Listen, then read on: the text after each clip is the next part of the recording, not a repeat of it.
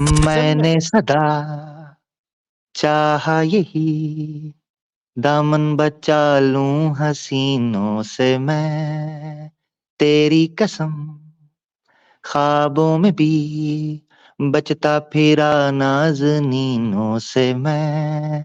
तौबा मगर मिल गई तुझसे नजर, मिल गया दर्दे जिगर, क्या कहूँ ओ बेखबर, जरा सा हंस के जो देखा तूने, मैं तेरा बस मिल हो गया। ओहो, तो राम जी, आप बहका रहे हैं जज साहब को। रावण ने मेरा हरण किया था, इसलिए तुम्हारे भैया ने मेरी अग्नि परीक्षा ली। मुझे ये नहीं समझ आ रही है कि किस युग में मैं आ गया हूँ। और 22 नंबर श्लोक में उन्होंने सीता जी से कहा कि तुम लक्ष्मण के पास चली जाओ। oh, no! अपनी पत्नी से कह रहे हैं लक्ष्मण के पास चली जाओ, सुग्रीव के पास चली जाओ, विभीषण के पास चली जाओ, या भरत के पास चली जाओ, शत्रुघ्न के पास चली जाओ, किसी के पास भी चली जाओ। ऐसी बात कहते हुए इन्हें शर्म ना आई। आपने जो वीडियो सुनाई है उस वीडियो में आप खुद सुने, मैं तो सुनकर हैरान हो गया हूँ। और मैं जैसे ही यहाँ से निकलूंगा मैं सीता से इस बारे में बात करूंगा, उसको कॉल करूंगा, उसको पूछूंगा कि तुम ये सब बातें मेरे सामने कर सकती थी, तुम ये वीडियो किसने बनाई है? कुछ छुपा था दरख्त के अंदर, जहां भी था लक्ष्मण निकम्मे, तुम्हें भी चाहिए था आगे पीछे देखकर सारी बातें करते, तुमने उस सामने खुलेआम कर दी है, उसकी रिकॉर्डिंग हो गई है। अब मैं जवाब दे रहा हूँ, फंस तो मैं गया हूं ना, आप सारे तो निकल गए हो। वो तो भक्त अंध भक्त हैं, मैंने जैसे बताया वो मेरे भक्त नहीं है, वो अंध भक्त हैं। उन्होंने पकड़कर हर दूसरी औरत को, वो गाय गुजर रही होती है गली के अंदर से गोबर करती हुई, उसको भी माँ बोल देते हैं। वकील साहब, ऐसे राजा की प्रजा कैसे सम्मान और आदर करेगी और उसके उपदेश का पालन करेगी जिसको घर कोई दूसरी बार सालन ना पूछता हो? ऐसी पत्नी मेरे पास 11 महीने के बाद आई जिसके ऊपर आरोप लग रहे थे। मुझे बताएं, मेरे राज्य में कठिनाई पैदा हो रही थी। मैं जिस गली से गुजरता था मुझे लोग इशारा कर कर कहते थे ये है रावण की सौतन। जज साहब, हमारे साथ कॉल पर सीता जी मौजूद हैं। यहाँ कॉन्टिन्यूसली मेरे पति देव मिथ्या भाषण से काम ले रहे हैं। जज साहब ये मेरे बारे में बात ना करें प्लीज।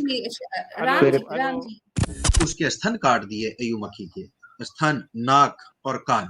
जुर्म ये था, इसी तरह सूर्पनखा का नाक और कान काटे। जुर्म ये था, दोनों का एक ही जुर्म, कि उन्होंने आके कहा कि भाई हम शादी करना चाहती हैं। सूर्पनखा आती है, कहती है वाओ हैंडसम गाय, वो आके इस तरह बात करती है। तो ये चीजें वेस्ट के अंदर चलती हैं, सनातन धर्म में ये फिलॉसफी नहीं मानी जाती। हमारे यहाँ अपने आप ये देखें कि ऋग्वेद के अंदर ये चीज लिखी है कि अपनी दृष्टि को, अपनी नजरों को नीचा रखना है। ये किस अधिकार से करवाया करते थे?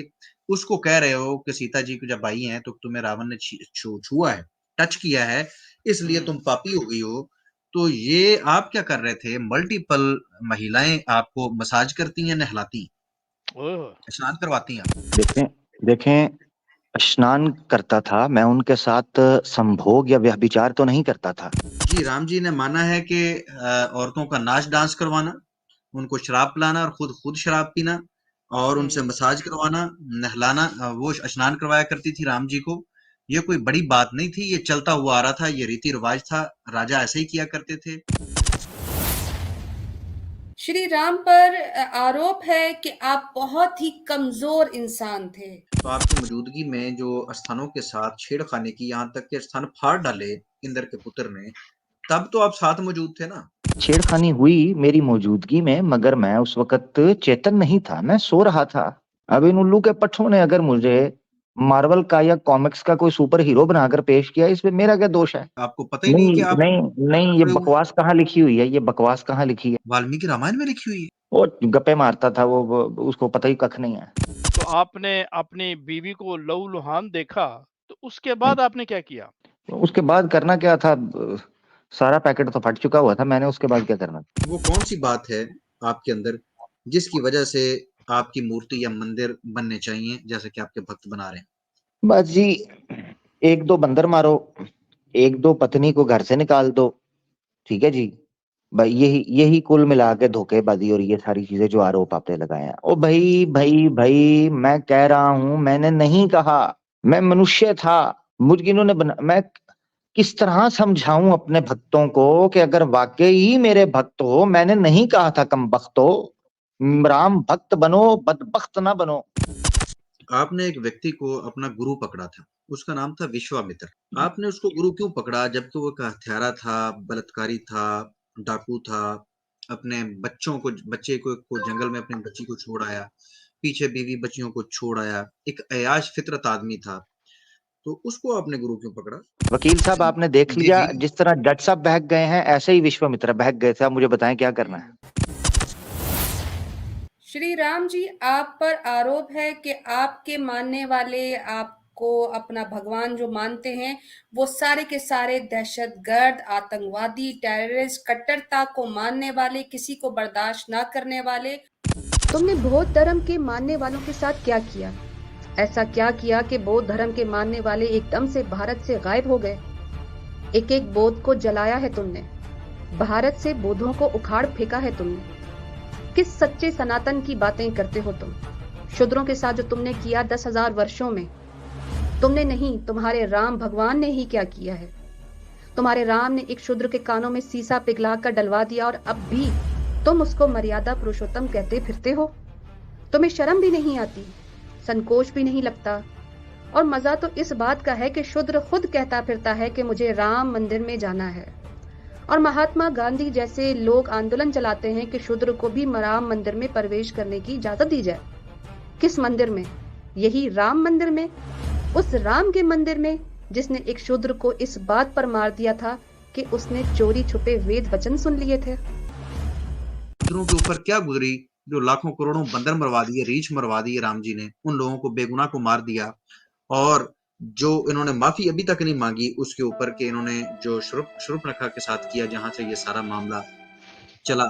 किसी और वक्त में इंशाल्लाह इसको डिटेल से मैं रखूंगा, क्योंकि ये प्रोग्राम एक समाज के अंदर तो खत्म होने वाले नहीं है मामला, जितने मामला राम जी के राम राज्य के मौजूद हैं। उसके बाद आज हम वो झलक देखते हैं जो मैंने आपको वीडियो के अंदर दर्शाई, कि इनके जो भक्त हैं वो भी इनके नक्शे कदम पे चलते हुए आतंक मचाया हुआ है पूरे समाज के अंदर, और किसी को नहीं छोड़ते। जहां पर ये संख्या में ज्यादा हो, जहां पर संख्या में कम हो, तो फिर राम जी की तरह चुप रहते हैं, फिर बिल्कुल ही चुप। जब तक सहायता करने वाले बंदर और रीछ ना इकट्ठे हो जाएं, राम जी फिर रावण की तरफ मुंह नहीं करते, जब तक पूरी आर्मी नहीं साथ में बंदरों की तैयार कर लेते, खुद तो कुछ हो नहीं सकता। तो इसी तरह जब संख्या में ये ज्यादा हो जाते हैं तो इनके भक्त भी यही काम करते हैं कि फिर जो सामने आए, फिर नहीं देखते हक क्या है, सत्य क्या है, सच क्या है, फिर ये अपनी मर्जी करते हैं। इसी तरह फिर इनके भक्त भी, इन्होंने आतंक मचाया हुआ है। तो ये आरोप नहीं, हकीकत है। मैं जानना चाहूंगा राम जी से कि राम जी कोई कृपया कुछ समझिए और कुछ समझाइए। देखें, जहां तक शंभुका का वध आपने बड़ा डिटेल से बयान किया, और ये हमारी सिस्टर ने भी वीडियो रखी और उसमें शंभुका की बात की, तो बड़ी गंभीरता से मेरे उत्तर को सुनिएगा। इस शंभुका के वध के ऊपर मैं यही कहूंगा, मेरा मतलब है उत्तरकांड में ये मौजूद है, और उत्तरकांड के बारे में बेसिकली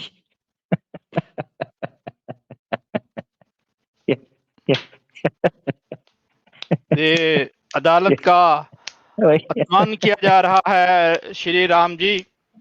ये इस वक्त बहुत टक टक, मैं जोर से मार नहीं सकता कि टेबल ना टूट जाए, इसलिए थोड़ा इधर मार रहा हूँ राम जी।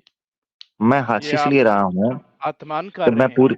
कि मैं पूरी कोशिश कर रहा हूँ पक्का मुंह बनाकर गप छोड़ने की। मुझे हंसी आ गई है कि सनातनी पूरे कॉन्फिडेंस के साथ जब ये बात बोलते हैं तो क्या फील, यानी मैंने अपने भक्तों के बारे में देखा है तो वो तो ना वाल्मीकि पढ़ते हैं, ना वेद पढ़ते हैं, ना शास्त्रों का उनको ज्ञान है। तो मगर आप लोग तो एक एक चीज निकाल रहे हैं, ये बड़ी दिक्कत है। बढ़ गया भाई, प्रोग्राम तो बढ़ गया। मैं एक बात कहना चाहता हूँ, आपने पोल नीचे करवा दिया है। जज साहब भाड़ में जाए, जनता अपना काम बनता। जज साहब आप अयोध्या जरूर चक्कर लगाइएगा, आपको 200 स्क्वायर फीट यार्ड्स जो हैं हम एक वहां पर अपार्टमेंट जो है वो अलॉट करेंगे, और जो है वहां रिश्वत दी जा रही है यहाँ पे। नहीं, मैं जज साहब से मोहब्बत है, उसको मैं रख रहा हूँ, मुझे जज साहब पसंद आए हैं।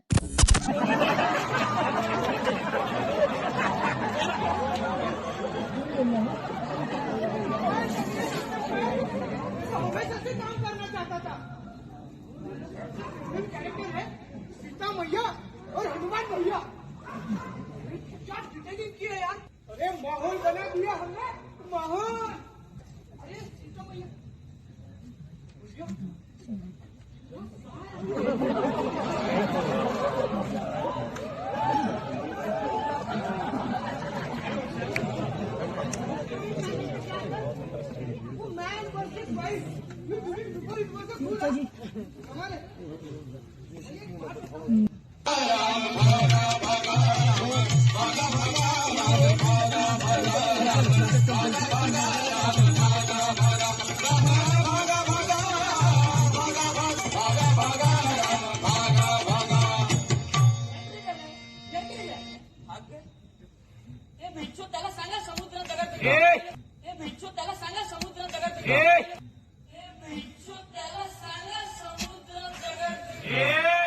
यहाँ के लोग भगवान राम को गाली भी देते हैं। तो हम लोग गाली साले को इसलिए देते हैं कि उनको ससुराल है। क्या बोला तूने? हम लोग उनको साले हैं तो सार को गाली देने में क्या दुख है? ये बड़ी अच्छी बात कही आप। उनका ससुराल है इसलिए गाली देते हैं। हम लोग उनको सार के रिश्ता हो तो इसलिए साले को गाली बोलने का मौका हम लोग का मिल रहा है। क्या बात है सर, क्या बात है सर, क्या बात, ये बात है। ये ससुराल में है और मेरी बहन उनको घर में, ये रिश्ता बना कर गए हैं। इसी रिश्ता से उनका गाली का घर ये मिथिला से निकल गया है। राम जी साले को गाली बोलते हैं, भगवान को गाली नहीं देते। साले राम जी को, भगवान को नहीं। खत्म, bye bye, tata, goodbye, गया। देखें, मेरी बात सुने। मेरे बारे में और मेरी पत्नी के बारे में ये मेरे भक्त हैं जो ये कर रहे हैं। तो मैं, आप जो मोमिन लोग हैं, जो मुसलमान हैं, जो सनातन धर्म को मानते ही नहीं है, मैं आपसे क्या जो है वो आपके सामने अपना शिकवा रखूं? मेरे अपने ही मुझे सम्मान नहीं दे रहे, मैं क्या करूं? अगर मेरे साथ यही करना था तो मुझे बाबरी मस्जिद के नीचे ही दफन रहने देते कहीं, अगर वहां था भी, पता नहीं वहां था भी कि नहीं मैं, मगर वहीं रहने देते। मुझे यही सब करना था, मुझे बुलाकर यही करना था, तो मुझे वहीं गड़ा रहने देते मट्टी के अंदर। मुझे आप लोगों ने मेरी नाक कटवा दी और आप मुसलमानों के सामने मेरा सर मेरे भक्तों ने झुका दिया है। मेरे पास कोई इस बारे में बात नहीं है कि मैं रख सकूं।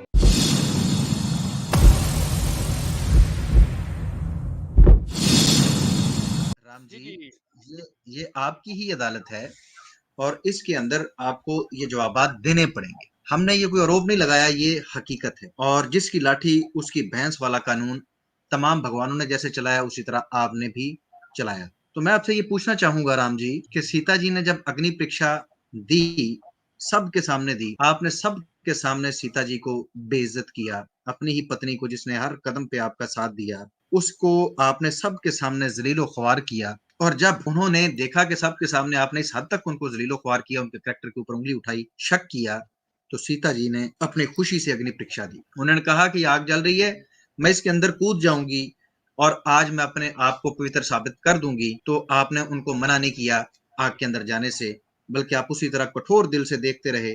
हालांकि ये भी हो सकता था कि एक सच्ची खातून को भी आग जला दे, ये बिल्कुल मुमकिन है। आपने फिर भी उसके बावजूद उन्हें न रोका और वो आपके इन घटिया इल्जामों की बदौलत आग के अंदर चली गई। जब वो उन्होंने अग्नि परीक्षा दी, देवता वहां पर आए, भगवान वहां पर आए, स्वयं ब्रह्मा जी, शिव जी वहां पर आए, सब ने उनकी पवित्रता की गवाही दी। मसला यहाँ पर नहीं है राम जी कि उन्होंने अग्नि परीक्षा दे दी और आपने उनको ना रोका।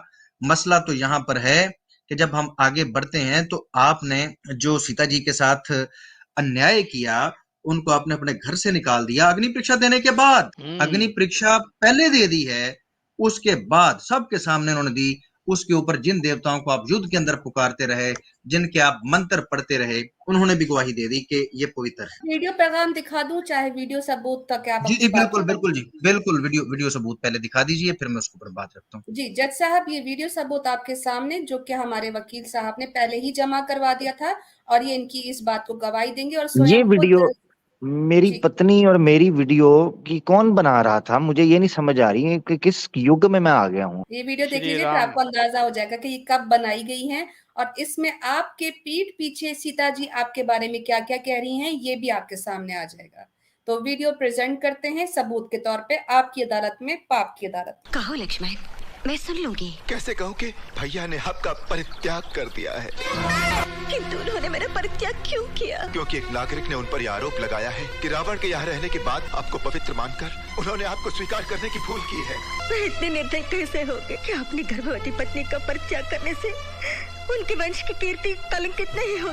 लक्ष्मण, वनवास उन्हें हुआ था, मुझे नहीं। फिर भी मैं उनके साथ गई, पग पग पर कष्ट झेले। रावण ने मेरा हरण किया था, इसलिए तुम्हारे भैया ने मेरी अग्नि परीक्षा ली। इस अवस्था में मुझे फिर से वन में भेज दिया। किंतु आज उन्होंने मेरे साथ जो इतना बड़ा छल कपट किया है, उससे मैं अपना संभल खो बैठी। इस धरती पर ऐसी एक भी नारी नहीं है जिसने मेरी तरह दुखों के पहाड़ अपने सर पर ढोए हो, कदम कदम पर परीक्षा दी हो। भगवान करे किसी के जीवन में ऐसा अवसर नहीं आए। कौन है ये लोग, कहाँ से आते हैं? ऐसी दुखियारी जिंदगी गुजारी उन्होंने राम जी के साथ। जी, जन्म जन्म का किया हुआ वचन जो सीता जी के साथ राम जी ने जन्म जन्म का वचन उनको दिया था, अपनी शोहरत के लिए। ये शोहरत के भूखे थे, उन्होंने अपनी शोहरत के लिए, अपने फेम के लिए सीता जी के किरदार पर उंगली उठाई।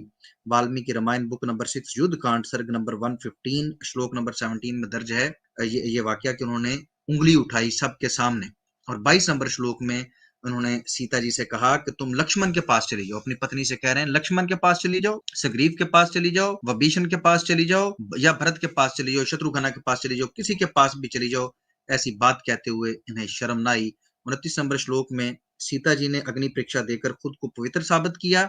फिर भी आपने सिर्फ राम जी, आपने सिर्फ अपनी झूठी शोहरत के लिए सीता जी को, जब वो गर्भवती थी, घर से निकाल दिया। अतः कि सीता जी की गवाही देवताओं ने दी थी। आपने दोबारा वचन किया, उस वक्त दोबारा स्वीकार किया उनको पत्नी के रूप में। लेकिन अफसोस के साथ अगर हम बुक नंबर 7 उत्तरकांड सर्ग नंबर 45 श्लोक नंबर 7 से 15 के अंदर जाएं, तो आपने बगैर कोई रीजन दिए सीता जी को घर से निकाल दिया। और बल्कि आपने रीजन दी, अपनी पूरी फैमिली को बुला के आपने कहा, सीता जी को छोड़ने के लिए जो रीजन बताई वो बड़ी जबरदस्त है। जज साहब, मैं आपसे रिक्वेस्ट करूंगा कि गौर कीजिएगा इस पॉइंट के ऊपर। इन्होंने रीजन क्या दी? अग्नि परीक्षा के बाद की बात है। ये कह रहे हैं कि मैं फेम के लिए अपनी जिंदगी को त्याग सकता हूं, मैं डिफेमी बर्दाश्त नहीं कर सकता, मैं फेम के लिए खुद को, आप सबको त्याग सकता हूं, लेकिन मुझे फेम चाहिए, फेम। और फिर इन्होंने अपना किया हुआ वचन तोड़ दिया और इस हद तक घोर अन्याय राम जी ने किया।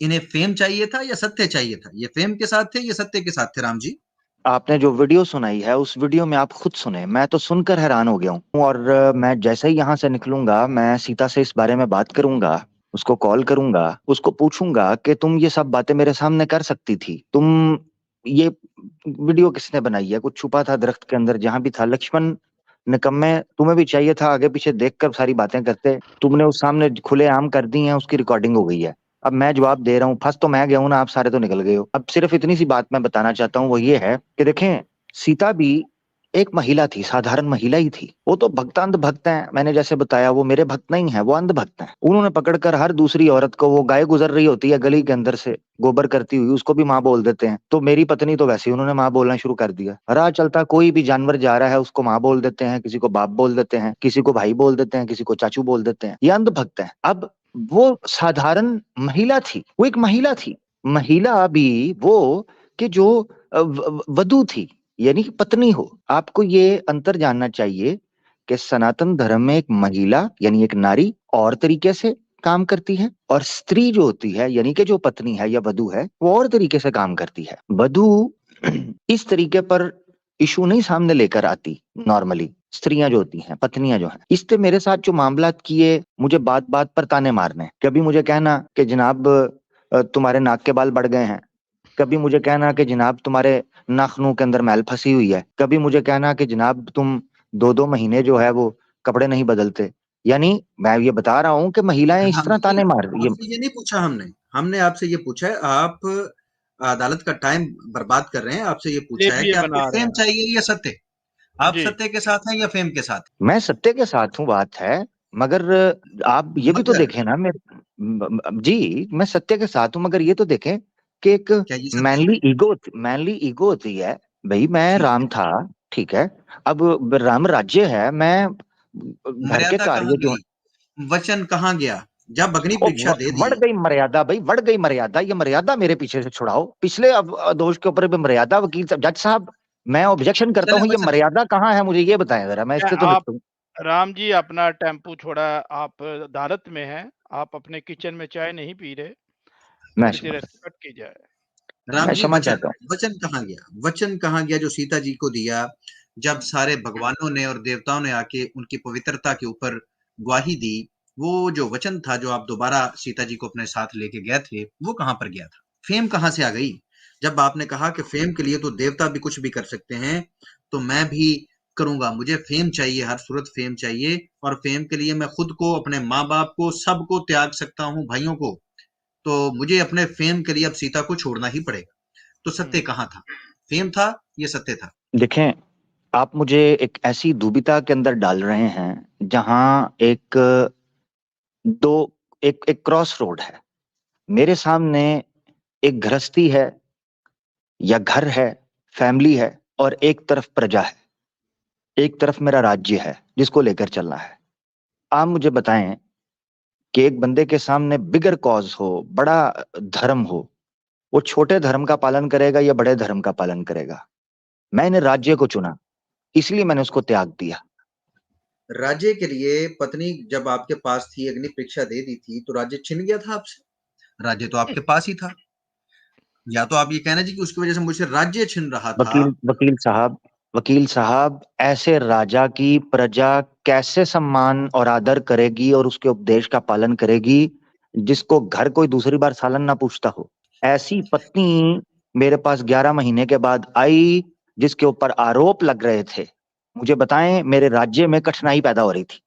मैं जिस गली से गुजरता था, मुझे लोग इशारा कर कर कहते थे, ये है रावण की सौतन। मुझे बताएं, मेरे पे क्या गुजरता होगा कि ठीक लोग है, मुझे अब राम आप कहने की इमोशंस पे बजाय आ गए। रावण की सौतन कहते थे। आप सत्य को छोड़ के इमोशंस पे आ गए। सत्य तो ये था कि उसकी गवाही दी जा चुकी थी। सीता जी ने आग के अंदर से गुजर के अपनी पवित्रता का सबूत दे दिया था। उसके बावजूद आपको प्रजा की पड़ी हुई थी। जो आपने सीता जी के साथ वचन किया था, वो तोड़ दिया या नहीं तोड़ा? क्यों तोड़ा? अच्छा, आप प्लीज कोई लाइफ लाइन दें। ये सवाल स्किप करें, ये पर्सनल लाइफ से रिलेटेड है मेरी पत्नी के बारे में, तो मैं इसको स्किप करना चाहता हूँ। जज साहब, क्या कोई ऑप्शन है? ये छोटा जुल्म किया है, वो गर्भवती थी राम जी, वो गर्भवती थी जी, जब आपने ये- उनको छोड़ा। ये एक सेकंड होल्ड कीजिएगा प्लीज जज साहब। हेलो जी जी जी जी जी, मैं जज साहब से भी परमिशन लेती हूँ जी। जज साहब, हमारे साथ कॉल पर सीता जी मौजूद हैं और वो आपकी इजाजत चाहती हैं। क्या मतलब? एक मिनट, सॉरी। राम जी आप प्लीज। हेलो ये डिस्कस नहीं हुआ था। हेलो, थोड़ा देख रहे हैं ये राम जी, ये ऐसा ना हो कि मेज टूट जाए, फिर मेरी अदालत, मुझे भी अदालत में खिलौना पे आ जाए।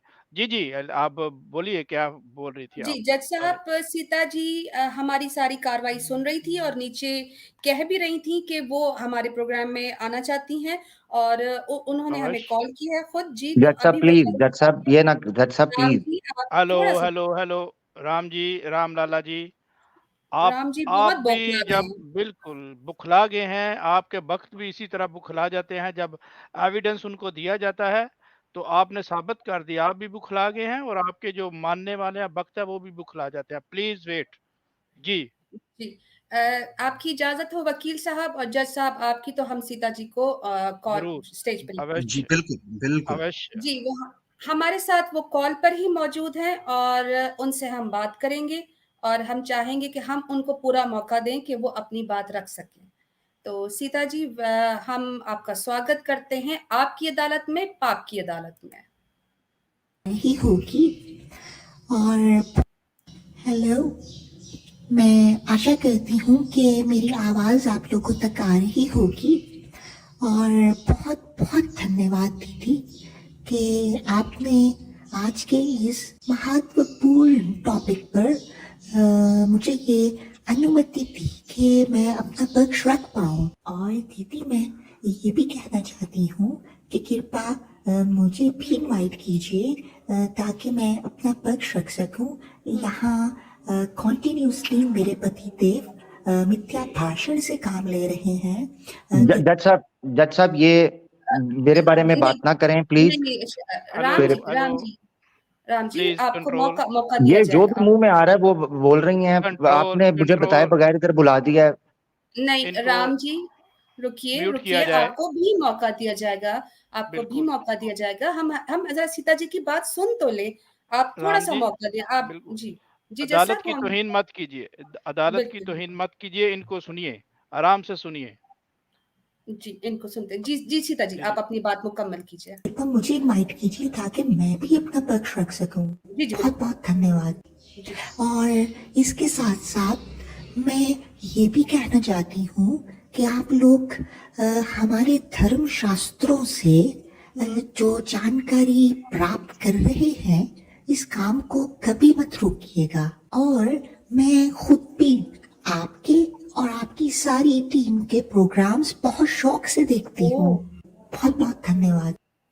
देखिए मैं ये चीज कहना चाह रहा हूँ, जज साहब आपने हथौड़ा दिखाकर मुझे खामोश तो करवा दिया, मगर ये है कि आप मुझे बताएं, मुझे जब अब केस अदालत में होता है पहले बताया जाता है कि भाई ये एविडेंस है, ये सबमिट करवाए जाते हैं। मुझे एक तो आप लोगों ने बुलाया, मैं आया स्वयं, त्रेता युग से कलयुग में पहुंचने में पता है कितना किराया लगता है, पता है आपको? ठीक है, नहीं, बहुत इसमें किराया श्री लगता राम जी हमने जो है अभी उनको इनवाइट नहीं किया, उन्होंने अपनी एक बात रखी है और हम सुन रही हैं सीता जी हमें, तो हम उनसे ये कहेंगे कि बिल्कुल आपको हम स्पेशली इनवाइट भी करेंगे अपनी अगली स्ट्रीम में, और आपका पक्ष सुने बिना मेरे ख्याल से जज साहब भी ऐसा कोई अन्याय भरा फैसला नहीं करेंगे। तो मैं जज साहब से गुजारिश करूंगी कि एक मौका हमारे इस गवाह को भी दिया जाए कि वो आकर अपनी बात रख सके, ताकि हम इसको कोई सही मानों में इसका फैसला कर सके। तो सीता जी ने रिक्वेस्ट की है, आप इनको अगली तारीख के लिए इजाजत दे दीजिए। बिल्कुल अवश्य। नेक्स्ट जो है हम सीता जी के साथ आपकी अदालत में श्री राम जी के खिलाफ जो वो बोलेंगी या उनके सिद्ध में जो बोलेंगी वो जरूर सुनेंगे, क्योंकि आखिर वो उनकी पत्नी है। जज साहब मुझे सीता से ज्यादा तो शौकीन आप लग रहे हैं उनको बुलाने के, मैं फिर थोड़ी जानना मुझे निकाल दें। राम जी आप ये बताएं हमें कि आपको फेम चाहिए या सत्य चाहिए? आपने वहां पर फेम की बात की है कि आप अपने फेम के लिए सबको त्याग सकते हैं, अपने फेम के लिए सबको त्याग सकते हैं, तो अब आप सत्य के शौकीन हैं या फेम के शौकीन हैं, ये बता दीजिए। ऑब्वियसली फेम का ही मेरा मतलब है, सत्य का शौकीन हूँ। जी जी जी जी बिल्कुल जी, इसीलिए तो आपने सीता जी को निकाल दिया जब वो गर्भवती थी। यही सत्य था ना जी? गर्भवती उस समय डीएनए की फैसिलिटी नहीं थी, तो मैं क्या करता, मुझे बता। मैं क्यों आया भाई आज की अदालत में, भाई क्या करता मैं, भाई मुझे बताए ना। पता था, लक्ष्मण को भी पता था। लक्ष्मण ने जब छोड़ के आया तो वो कह रहा है, कहता है कि मैं जानता हूं कि इस वक्त तुम गर्भवती हो। लक्ष्मण को पता था तो आपको नहीं पता था? आपने आखिरी बार मिलना भी गवारा नहीं किया, और आपने उस वक्त ये बात सबके सामने रखी कि मैं अब जानता हूं क्योंकि इसकी देवताओं ने गवाही दी थी, क्योंकि इसने अग्नि परीक्षा दी थी, लेकिन मैं क्या करूं, अब फेम बीच में आ गया है। तो आप सत्य के नहीं फेम के पुजारी थे और फेम चाहते थे, और फेम के लिए किसी हद तक भी जाना पड़े तो आपकी स्टेटमेंट मौजूद है वाल्मीकि रामायण के अंदर कि आपने कहा मैं सब कुछ त्याग सकता हूं, अपनी जिंदगी भी त्याग सकता हूं, लेकिन फेम नहीं मैं जाने दे सकता। तो एक और मैं एक दो चीजें आपके सामने रखूंगा। इसी तरह अगर देखा जाए, आपके अन्याय को देखा जाए, शूर्पणखा के साथ जो आपने अन्याय किया, नारियों के बारे में जो आपके गंदे विचार थे, जो गंदा एटीट्यूड था अपनी सीता जी के साथ, तो आपको बता ही दिया। तो सीता जी के ऊपर ही अगर बात की जाए तो इतनी बातें हैं कि समय ज्यादा लग जाएगा, और मैं नहीं चाहता कि आपकी अदालत का जो टाइम मैं ज्यादा लूं। इसी तरह ईयू थी, ईयू और शूर्पणखा के साथ बहुत बुरा किया। शूर्पणखा का वाकया आर्निया कांड के सर्ग 18 के अंदर मौजूद है, और ईयू का वाकया आर्निया कांड सर्ग नंबर 69 के अंदर मौजूद है। उसके स्तन काट दिए ईयू के, स्तन, नाक और कान। जुर्म ये था, इसी तरह शूर्पणखा का नाक और कान काटे। जुर्म ये था, दोनों का एक ही जुर्म था कि उन्होंने आगे कहा कि भाई हम शादी करना चाहती हैं। जी वीडियो चला देते हैं शूर्पणखा का वाकया जज साहब की खिदमत में, ताकि जो बात कर रहे हैं वकील साहब उसका सबूत भी आ जाए। कितना सुंदर पुरुष है। कौन हो तुम? लोग श्री राम कहते हैं, वो मेरी पत्नी है सीता, वो मेरा छोटा भाई है लक्ष्मण। होए होए, प्यार से डरते हो, कैसे पुरुष हो? अजी हट।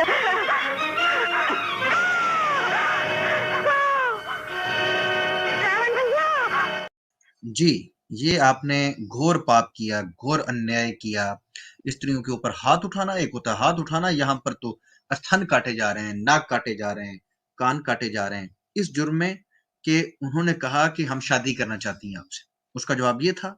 राम जी, ये आपका ये कौन सा स्टाइल है आपका, क्या कहेंगे इसमें? देखिए, मैं इसमें ये चीज कहना चाहता हूँ, जो एविडेंस आपने दिखाया है उसमें आप खुद देखें, शूर्पणखा का जो व्यवहार है वो सुशील नारियों वाला नहीं है, वो लज्जाशील नहीं है। आप यानी आप देखें कि उसके अंदर आपको अजीबोगरीब जो है ना एक ठरक फील होगा। शूर्पणखा आती है, कहती है वाओ हैंडसम गाय, वो आके इस तरह बात करती है।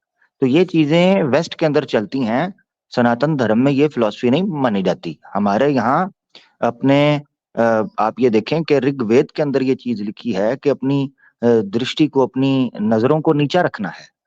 ये ऋग्वेद में बात लिखी हुई है। तो उसको चाहिए था वो मेरे सिक्स पैक एब्स के ऊपर या लक्ष्मण के डोलों के ऊपर देख रही थी। तो ये अलाउड नहीं है सनातन धर्म के अंदर। ऊपर से सीता सामने थी। आप गलत फरमा रहे हैं, लेकिन हम इसी बात को सच मान लेते हैं। तो जितनी खवातीन, जितनी महिलाएं हैं, वो शादी का किसी को अगर पैगाम दें तो सनातन धर्म के अंदर फिर यही उसूल और तरीकाकार है कि उसके स्तन काट दिए जाएं, उसका नाक और कान काट दिया जाए। ये अधिकार है महिलाओं के कि वो शादी का कह ही नहीं सकती कि मैं शादी करना चाहती हूँ। देखें जज साहब, ये चूंकि इस आरोप को नहीं समझ पा रहे कि मैंने कैसे इसको पे बैक किया। ये वाकया है, ये घटना है त्रेता युग की। द्वापर युग के अंदर मैं स्वयं श्री कृष्णा के रूप में आकर मैंने शूर्पणखा को एक सुंदरी बनाकर उसकी जो इच्छा है उसको पूरा कर दिया था। ये आपको मिल जाएगा। उस जन्म की बात कर रहा हूँ, अगले जन्म के अंदर तो आपने जो इच्छा पूरी की है वो भी सब जानते हैं। आपने वहां पर भी वचन तोड़ दिया, क्योंकि पिछले जन्म में अगर आपने ये वादा किया हुआ था सीता जी के साथ, तो अगले जन्म में फिर आपने उस जन्म में भी तोड़ा, अगले जन्म में भी शूर्पणखा के साथ ये व्यवहार करके बगैर शादी के उसके साथ जो आपने हरकत की है, तो सीता जी के साथ तो आपने फिर अन्याय किया। मसला ये है कि उसने इस जन्म में जो हरकत की, उसने जस्ट ये कहा कि मैं शादी करना चाहती हूँ। इसी तरह यूं मक्खी ने आके उससे कहा, लक्ष्मण से राम जी भी वहां पर मौजूद थे, तो उसके जवाब में फौरन स्तन काट दिए गए, कान और नाक काट दिए गए यूं मक्खी का भी। और यही काम इसके साथ शूर्पणखा के साथ भी आप लोगों ने किया। ये कौन सा तरीका है, ये मैं आपसे जानना चाह रहा हूँ, ये कोई नियम है? देखें, मैं एक चीज आपको बताता हूँ। बात यह है कि आपने देखा सीता वहां पर मौजूद थी, मैंने उसको इंट्रोड्यूस भी करवाया। मैंने कहा कि ये मेरी धर्म पत्नी है, मेरी सीता है, देख रही है। अब मसाला कूटने वाला डंडा सीता के हाथ में था। तो मुझे बताएं, वो तो इसका सर का कचूमर करना चाह रही थी, मैंने बेसिकली बचाया है, नाक काट दिया और सीता को तसल्ली दे दी। अब मुझे बताएं, बड़ा अन्याय आप कर लेंगे, बड़े अन्याय से बचने के लिए छोटा अन्याय करना जरूरी है, तो ताकि समाज के अंदर अन्याय को तो आप मानते हैं ना। ये कोई तरीका है कि आप फॉर एग्जांपल, ये जज साहब हैं, ये अपनी पत्नी के साथ कहीं पर घूमने गए हैं और एक खातून आती है, एक महिला आती है और कहती है कि आप मुझे अच्छे लग रहे हैं और मैं चाहती हूँ कि आपसे शादी कर लूं, तो जज साहब को चाहिए कि उसकी नाक काट दें अपनी पत्नी के लिए? नहीं, जज साहब कोई और अंग काटना चाहे तो उनकी स्वाबदीद है। मेरे हाथ जो आया मैंने काट दिया, अब तो कटवा दिया। कंटेम्प्ट ऑफ कोर्ट हो रहा है जज साहब, आप पर ताने कसे जा रहे हैं। मैं समझ जाता हूँ, भावनाओं में बह गया था भैया जी, भावनाओं में बह गए थे, मैं समझ जाता हूँ। ईयू मक्खी जो थी, ईयू मक्खी के वक्त तो सीता जी भी साथ नहीं थी, तो फिर क्या हुआ, उसके स्तन क्यों काटे गए? और आपने उसके ऊपर क्या, लक्ष्मण ने जब ये काटे, लक्ष्मण से उसने कहा कि मैं तुमसे शादी करना चाहती हूँ, तो लक्ष्मण ने तो फौरन कोई बात भी नहीं सुनी, कोई साथ कोई और महिला भी नहीं थी, उसने उसके स्तन काट दिए, नाक और कान काट दिए। आप भी वहां पर साथ मौजूद थे, चुप रहे। देखें, उनकी हत्या नहीं की, हाँ घायल हुए, मगर हत्या तो नहीं की है। तो ये ध्यान में रखना चाहिए कि हत्या जो है उसका मसला बन जाता है। बाकी जज साहब, लीला थी, लीला, आप समझदार हैं, लीला थी, अब क्या कर सकते हैं उसमें, कैसे इसको करूं मैं?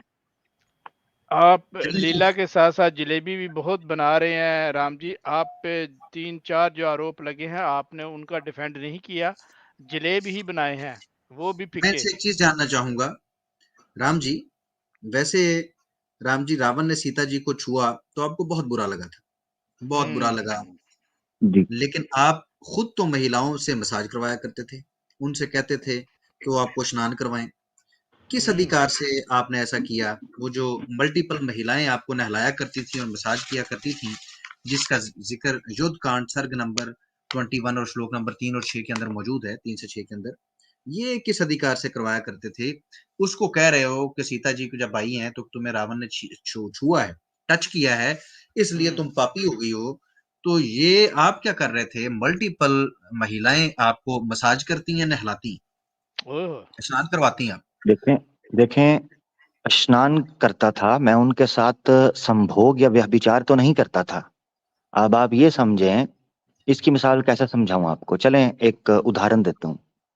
एक मालिक ने अपने मजदूर से पूछा कि रोमांस करना मजा है या मजदूरी? उसने कहा साहब मजा होगा, अगर मजदूरी होती तो ये काम भी आप हमसे ही करवाते। इसे समझना चाहिए कि हम अपनी पत्नी को रानी बनाकर रखते थे। सीता रानी थी, सफाई के और सुथराई के, शुद्धि के और पवित्रता के, घर को पवित्र करना, गौमूत्र का छिड़काव करवाना और इसी तरीके से बर्तनों को शुद्ध करना, कपड़ों को, वस्त्रों को शुद्ध करना, ये इसके लिए हमने साथ में मेड्स रखी हुई थी, वो मेड्स थी। अब आप इतना बात यहाँ सीरियस उनको ले, वहां पर कपड़े धुलाई की बात नहीं, आपकी धुलाई और आपके मसाज की बात हो रही है कि आप ये करवाया करते थे, आप खुद स्नान नहीं कर सकते थे? भाई मैं, मुझे लल्ला किसी कारण कहते थे ना, मैं लल्ला था, लल्ला लल्ला लोरी। जी प्लीज, इतना बेनिफिट ऑफ डाउट तो मुझे देना जी। वो जो महिलाएं थी वो किसी की बेटियां थी, किसी की बहनें थी, हो सकता है किसी की पत्नियां भी हों। आपको अच्छा लगता है कि आपकी बहन एक प्राय पुरुष को नहलाए, उसका मसाज करे? देखिए मैं राजघराने से था, आप मुझे साधारण व्यक्ति के साथ मेरी तुलना ना करें। मैं राजघराने से था, राजघराने के अंदर इसी तरह वस्त्र त्याग कर ओपन बाथ के अंदर लेटा जाता था और बस ऐसे होता था। जी जी, मैं कह रहा हूँ कि एक दफा रावण ने सीता को छू लिया, उठा के लेके जबरदस्ती, वो तो जबरदस्ती लेके नहीं, वो गया। आप क्वीन थी शौक ना से जी। स्नान करवाते हैं, मसाज करवाते हैं, तो मैं इस चीज को कंपेयर कर रहा हूँ कि फिर इसमें तो आपको लज्जा कोई नहीं आ रही, उसमें आपको लज्जा आ रही है। देखें वो आप फर्क समझें, आप अंतर करें एक साधारण महिला के बारे में और एक राजकुमारी के बारे में। सीता राजकुमारी थी, राजकुमार की पत्नी राजकुमारी होती है। राजकुमारी की तुलना आप साधारण महिला के साथ नहीं कर सकते। अच्छा, जैसे वो जी महिला जी महिला में फर्क होता है, चले ठीक है, वो कर लिया। अब मैं ये नहीं पूछ रहा, उनका फर्क नहीं आपसे पूछ रहा, मैं ये पूछ रहा हूँ कि स्नान आप खुद नहीं कर सकते थे राम जी? आपने ये महिलाएं रखी हुई थी कि आपको नलाया करें? यार मैं, देखे मेरी बात सुने, राजा था मैं, मेरे पास सुबह शाम कई समरीज आया करती थी, कई बिल आते थे, कई कॉन्स्टिट्यूशनल अमेंडमेंट्स होती थी, कई मैंने लेजिस्लेशन करनी होती थी, इंटरनेशनल ईमेल्स लिखनी होती थी। मैं नहा रहा होता था, साथ साथ वो ईमेल्स रिप्लाई कर रहा होता था, डिप्लोमेट्स की मीटिंग चल रही होती थी, स्काइप के ऊपर मेरी उनके साथ बातें चल रही होती थी, राम मैं जी, फॉरेन अदालत को डिग्निटरीज गुमराह ना को अटेंड कीजिए, करता था। राम जी अदालत को गुमराह ना कीजिए। फिर आप राजा थे और ये हरकतें करवाते थे, आपको महिलाएं नहलाया करती थी, आप मसाज किया करती थी, तो आपको लज्जा नहीं आती थी? क्योंकि आप राजा थे, ऐसे ही है, आप इसको धर्म समझते बिल्कुल। हैं? जी जी जी जी, राजा राजा राजा महाराजा लोग ही किया करते थे, उसमें किसी को कोई आपत्ति नहीं थी। अगर आपत्ति होती तो कोई आरोप उस समय लगाता। नहीं, उस समय तो सबने कोई मसला नहीं था, वो 350 आपकी माएं थी, तो वो भी 3 रानियां थी, बाकी ऐसे ही रखी हुई थी। आपके पिताजी ने भी, किसी ने जी कोई जी आरोप नहीं लगाया, उन्होंने कहा राजे हैं, जी ठीक है। जी जी जी, मैंने पहले भी आपको बताया है, ये आरोप, अगर आपको ये चीज है, वो सीता जी के ऊपर हाथ लगाना और नियम है और दासियां रखने का और नियम है, इसमें हाँ, अंतर करना होगा। तो फिर ये आप सिस्टम ये दे के गए हैं ना, मैं यही तो अर्ज कर रहा हूँ कि आप शौकीन थे कि स्नान कराने के लिए भी कुछ कोई महिलाएं हों, हाथ लगाएं सुंदर सुंदर अपने, तो आपको अच्छा लगता था, तो ये आपकी ऐसी ठरकी आदतें थी। ठरकी ठरकी राम जी, आप अपना ठरक जो है वो वजाहत फरमा रहे हैं कि आप ठरकी भी थे। हाँ जी, देखिए मैं सिर्फ इतना नहीं, महिलाओं जी से डांस भी कराया करते थे राम जी, और महिलाओं को शराब भी पिलाते थे, खुद भी पीते थे। नहीं, उस टाइम शराबी। पर नहीं था ना सर, ये रील्स और टिकटॉक वगैरह नहीं था उस टाइम पर, तो फिर आप जो उस वक्त के इस बात को तस्लीम करते हैं कि आप शराबें और इस तरह के हरकत आप करते थे? जलेबी नहीं, ताकि हम समय को बचा सकें, आप जलेबी बना रहे हैं, आप करते थे जी, या नहीं? जी, ये चीज़ की जाती थी और मैं राज घराने से था, मैंने उसकी जस्टिफिकेशन दी है। राज घराने से था मैं और मैं करता आप था ये कर चीज़ें। ठीक। जी। जी, वकील साहब उन्होंने एक्सेप्ट किया कि वो ठीक है जी, आगे बढ़ाते हैं केस को, क्योंकि ये बात आप फैसला इसका आप महफूज करें। एक दफ़ा बता दीजिए हमारे नाज़रीन को जज, ताकि लोगों तक वो ऐसा ना कहें कि जी जज साहब ने अपने से दे दिया है, कि ये इन्होंने क्या माना है वो बता दीजिए। जी, राम जी ने माना है कि औरतों का नाच डांस करवाना, उनको शराब पिलाना और खुद शराब पीना और उनसे मसाज करवाना, नहलाना, वो स्नान करवाया करती थी राम जी को। ये कोई बड़ी बात नहीं थी, ये चलता हुआ आ रहा था, ये रीति रिवाज था, राजा ऐसे ही किया करते थे। अपनी पत्नियों के अलावा उन्होंने कुछ खवातीन रखी होती थी जो उनकी इस तरह खिदमत किया करती थी और ये काम चलते थे। वो उन्होंने इकरार किया है राम जी ने इस बात का कि इसमें ऐसी कौन सी बात। धन्यवाद। जी जज साहब, हमने लक्ष्मण साहब को भी आपके कहने पे नोटिस दे दिया है और गुजारिश ये की जाती है जज साहब से कि जब तक सीता जी का पक्ष और लक्ष्मण जी का और जो भी इस केस में इम्पोर्टेंट गवाहान हैं उनके सारी गवाहियां ना आ जाए, तब तक इसका फैसला महफूज कर लिया जाए। बिल्कुल, आप दुरुस्त फरमा रही हैं, ऐसा ही होगा, क्योंकि राम जी हैं, इनको इतनी जल्दी सज़ा तो नहीं दी जाएगी। सारे गवाह जो हैं, उनकी सुनवाई होगी, फिर उनके दलाइल को सुना जाएगा इसी अदालत में और इसी मंच पे, तो फिर उसके बाद मज़ीद जो है आगे कार्रवाई की जाएगी कि राम जी सच्चे थे, ये जो इल्ज़ामात लग रहे हैं कि नहीं, उसके बाद इनको सज़ा दी जाएगी। जी, बिल्कुल। जी। बहुत शुक्रिया। अगला आखिरी चंद आरोप रह गए हैं और वो हम क्विकली आपके सामने पेश करते हैं। कॉलर्स के लिए भी लिंक ओपन किया जाएगा, लेकिन सिर्फ और सिर्फ जो है राम भक्तों के लिए जो जय श्री राम के नारे लगाते हैं, राम मंदिर में दान देते हैं, राम मंदिर का जो है वो फैसले पे खुश हुए हैं और राम जी के पुजारी हैं, उनको मानते हैं, उनको आदि पुरुष मानते हैं, तो उन्हीं के लिए सारे कॉलर्स को लिंक दिया जाएगा। मुसलमान हजरात के लिए आज की कॉल लिंक नहीं दी जाएगी। तो अगला आरोप आपकी अदालत में प्रेजेंट करते हैं जज साहब और सामीन के सामने अली रजा खुर्रम साहब की तरफ से आया हुआ आरोप। श्री राम पर आरोप है कि आप बहुत ही कमजोर इंसान थे, आप बहुत ही ज्यादा बेबस थे, आपके फैसले आपके ऊपर बड़े ही बुरे नजरअंदाज हुए और आप हर वक्त ही इस तरह देखे गए कि आपको किसी का सहारा हर वक्त चाहिए, आप अपने दम पर कुछ भी नहीं कर सकते थे। तो इस सिलसिले में वकील साहब कहेंगे तो उनकी दी गई वीडियो भी पेश कर दी बिल्कुल, जाएगी। वीडियो जी पेश जज कर साहब, दीजिए। पहले वीडियो पेश कर देते हैं। सो जज साहब, आपके सामने जो है वो हम वीडियो पेश करते हैं इसी सबूत में कि बड़े ही लाचार, बेबस और कमजोर श्री राम जी कैसे हुए। चल मेरे साथ। छोड़ दे मुझे तो। अरे पुत्र, क्या था लक्ष्मण? सीता। राम। राम। आपसे एक निवेदन है तात। कहो पुत्र। स्वर्ग में पिताश्री से जब आपकी भेंट हो, उन्हें ये मत बताइए तात कि मैं उनकी पुत्र वधू की रक्षा नहीं कर पाया, एक सफल पति सिद्ध नहीं हो पाया। कुछ नहीं कहूंगा राम। चिता की व्यवस्था करो अनुज। पिताश्री की चिता को मुखाग्नि देकर मैं अपने कर्तव्य का पालन नहीं कर पाया था, किंतु पिता समान पिता के मित्र को मुखाग्नि देकर मैं स्वयं को धन्य समझूंगा। जी जज साहब, ये आपके सामने मैंने वीडियो सबूत भी पेश किया कि सीता हरण जब हुआ तो राम जी कुछ ना कर पाए। सिर्फ यहाँ से ये वीक साबित नहीं होते, बल्कि स्वयं राम जी की मौजूदगी में सीता जी के साथ इंद्र का बेटा जो है उनकी पत्नी के स्तनों के साथ छेड़खानी करता रहा, लेकिन राम जी स्वयं मौजूद होते हुए भी उनको इस छेड़खानी से ना बचा सके, अपनी पत्नी की इज्जत को ना बचा सके।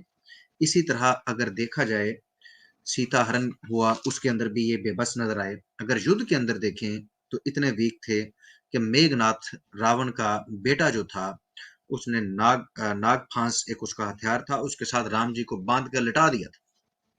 तो उसके सामने इनकी सारी शक्तियां जवाब दे चुकी थी। और फिर देखा जाए इतने बेबस और लाचार थे कि रोते हुए कभी किसी दरख्त को पुकारते थे, कभी किसी देवता को कि बताओ मेरी सीतू कहाँ। इस हद तक वीक थे कि गश खा खा के गिर जाते थे। लक्ष्मण कहता था कि थोड़ी सी हिम्मत करो, कोई बात नहीं, ढूंढ लेते। बेहोश ही हो जाते थे रो रो। इस हद तक वीक थे, कहते थे कि मैं मर ही जाऊं, मैं मर जाना चाहता हूं। युद्ध को भी छोड़ने की इन्होंने कोशिश की। एक दफा नहीं, बार बार इन्होंने ये कोशिश की। जब युद्ध के अंदर इन्होंने देखा कि मायावी सीता रावण ने लाके उस सीता को मार दी, तो कहते हैं बस युद्ध खत्म हो गया, मैंने नहीं लड़ना, बस खत्म। इसी तरह जब लक्ष्मण को तीर लगा है तो उस वक्त भी इनका यही काम था। तो ये बार बार इस तरह रोना बच्चों की तरह करना शुरू कर देते थे। नहायत इस मामले में वीक थे, अपने मकसद से भी नजरें हटा लिया करते थे कि मैं यहाँ पर रावण को मारने आया हूँ। सीता मारी गई तो भाई लड़ने का फायदा कोई नहीं, लक्ष्मण को तीर लग गया, फायदा कोई नहीं। बाद में इन्हीं लोगों को ये त्याग रहे हैं। तो किस हद तक ये देख लें कि कमजोर साबित हुए कि अपनी ही जिंदगी में ये सीता जी की इज्जत की हिफाजत नहीं कर सके। इंद्र का बेटा उनकी छातियों के साथ छेड़खानी करता है। इस हद तक वीक साबित हुए अपनी पत्नी के मामले में। साथ रहते हुए, एक साथ सोते हुए ये मामला हुए। जी राम जी। देखें, दूसरों के दोष का मैं कैसे उसका कोई जो है ना वो आंसर दूं, उसका उत्तर मैं दूं। यानी मैं कैसे, अब सीता को मेरी पत्नी है, मैं स्वीकार करता हूं, मैंने उनको एक शील्ड के अंदर कवर रखा था कि आपने इससे बाहर नहीं निकलना, और लक्ष्मण को उसकी ड्यूटी पर लगाया था। अगर मैं वीक होता तो मैं ये प्लान क्यों करके निकलता? क्योंकि मैं फोर्स ही कर रहा था। मुझे पता था कि हम पर अटैक हो सकता है, ठीक है, मेरी सिक्स सेंस ने मुझे बता दिया था। अब अगर लक्ष्मण सीता की बातों में आ गया, सीता अपनी जो है ना वो भावनाओं से प्रभावित हो गई और उसने लक्ष्मण को वहां से निकाल दिया, और उसके बाद ब्रह्मचारी के साथ जो भी मामला हुआ, रावण जो भेष बदल, उसके बाद उसका किडनैप हो गया। मैं उसमें मेरा दोष कहां से? मैं तो पूरी स्ट्रेटजी तय करके गया था। मिसाल के तौर पर, ठीक है राम जी, मान लिया आपकी ये बात, रख ली। जब आप स्वयं मौजूद थे तो आपकी मौजूदगी में जो स्थानों के साथ छेड़खानी की, यहाँ तक के स्थान फाड़ डाले इंद्र के पुत्र ने, तब तो आप साथ मौजूद थे ना, तब क्यों नहीं बचा सके? आप अगर देखेंगे, मैं सोया हुआ था, मनुष्य तो मैं था, ऐसा तो नहीं है कि मेरा शरीर नहीं था, ठीक है। हिफाजत करने में तो नाकाम हुए, स्थानों के साथ छेड़खानी तो हुई स्वयं आपकी मौजूदगी में। छेड़खानी हुई मेरी मौजूदगी में, मगर मैं उस वक्त चेतन नहीं था, मैं सो रहा था, शयन में था। अब उस समय अगर छेड़खानी हुई है तो मैं कैसे, मैंने कब ये कहा? भाई मेरे पास शरीर था, मैं सोता था, मैं थकता था, मैं खाता था, मैं पीता था। इन अंध भक्तों ने मुझे पता नहीं स्पाइडरमैन बनाकर पेश कर दिया, ठीक है, या मुझे ये जो है ना वो आयरन मैन बनाकर पेश कर देते हैं। इसमें मेरा क्या दोष है? उन उल्लू के पट्ठों मेरे भक्तों को पता होना चाहिए मैं मनुष्य था भाई, मेरा भी जन्म हुआ है, मेरी मृत्यु भी हुई, और मेरे साथ भी दूसरे तीसरे मामलात थे। अब इन उल्लू के पट्ठों ने अगर मुझे मार्वल का या कॉमिक्स का कोई सुपर हीरो बनाकर पेश किया, इसमें मेरा क्या दोष है? मैं तो सो रहा था। अब सोते समय वो आपकी जज साहब, आप चूंकि पंजाबी हैं, आपके नाम से मुझे पता चलता है, तो पंजाबी की मिसाल है कि सोया ते मोया एक बराबर ने, ठीक है जी। तो सोया मोया एक बराबर हैं, यानी जो बंदा शयन में हो या जिस बंदे की मृत्यु हो गई हो, वो एक समान है, वो जीवित नहीं रहते, चेतन नहीं रहते जी। भाई इतनी सी बात है, मुझे पता है मैं कहाँ गलत हूँ। राम जी, आपके अंदर फिर जो ये शक्तियां डाली गई हैं, और वाल्मीकि रामायण के अंदर जो आपके बारे में कहा गया है कि आप बहुत बड़ी कोई बला हैं, हत्ता कि ये कहा गया है कि असल क्रिएटर तो हैं ही आप, ब्रह्मा तो फेक है, आप असल क्रिएटर हैं और सारी शक्तियां आपके पास हैं। आपकी शक्तियां भी सोई हुई थी, आपकी स्वयं पत्नी, उसके साथ ये छोटी सी घटना घट रही है, आपको पता ही नहीं कि आप नहीं, ये बकवास कहाँ लिखी हुई है? ये बकवास कहाँ लिखी है? वाल्मीकि रामायण में लिखी हुई है। वो गप्पे मारता था, वो उसको पता ही कख नहीं है। वाल्मीकि वो जो डकैतियां मारा करता था, चोर था, वो तो पहले था ना जी। तो जो पहले था वही बाद में, क्या उसका विश्वास कहाँ रहा? अपनी पत्नी को चोर के पास भेजा था आपने? भाई ठीक है, बाद में सही हो गया था, मगर ये तो नहीं है ना कि उसने 100% ठीक ही कहा, सही कहा। ये तो ये बाद के लोगों ने मेरे अंदर सुपर क्वालिटीज बीच में डाल दी हैं, मैं कोई नहीं, मेरे पास सुपर क्वालिटी होती तो तीर मैंने क्या खारिज करने के लिए रखा था? बताया ना मुझे।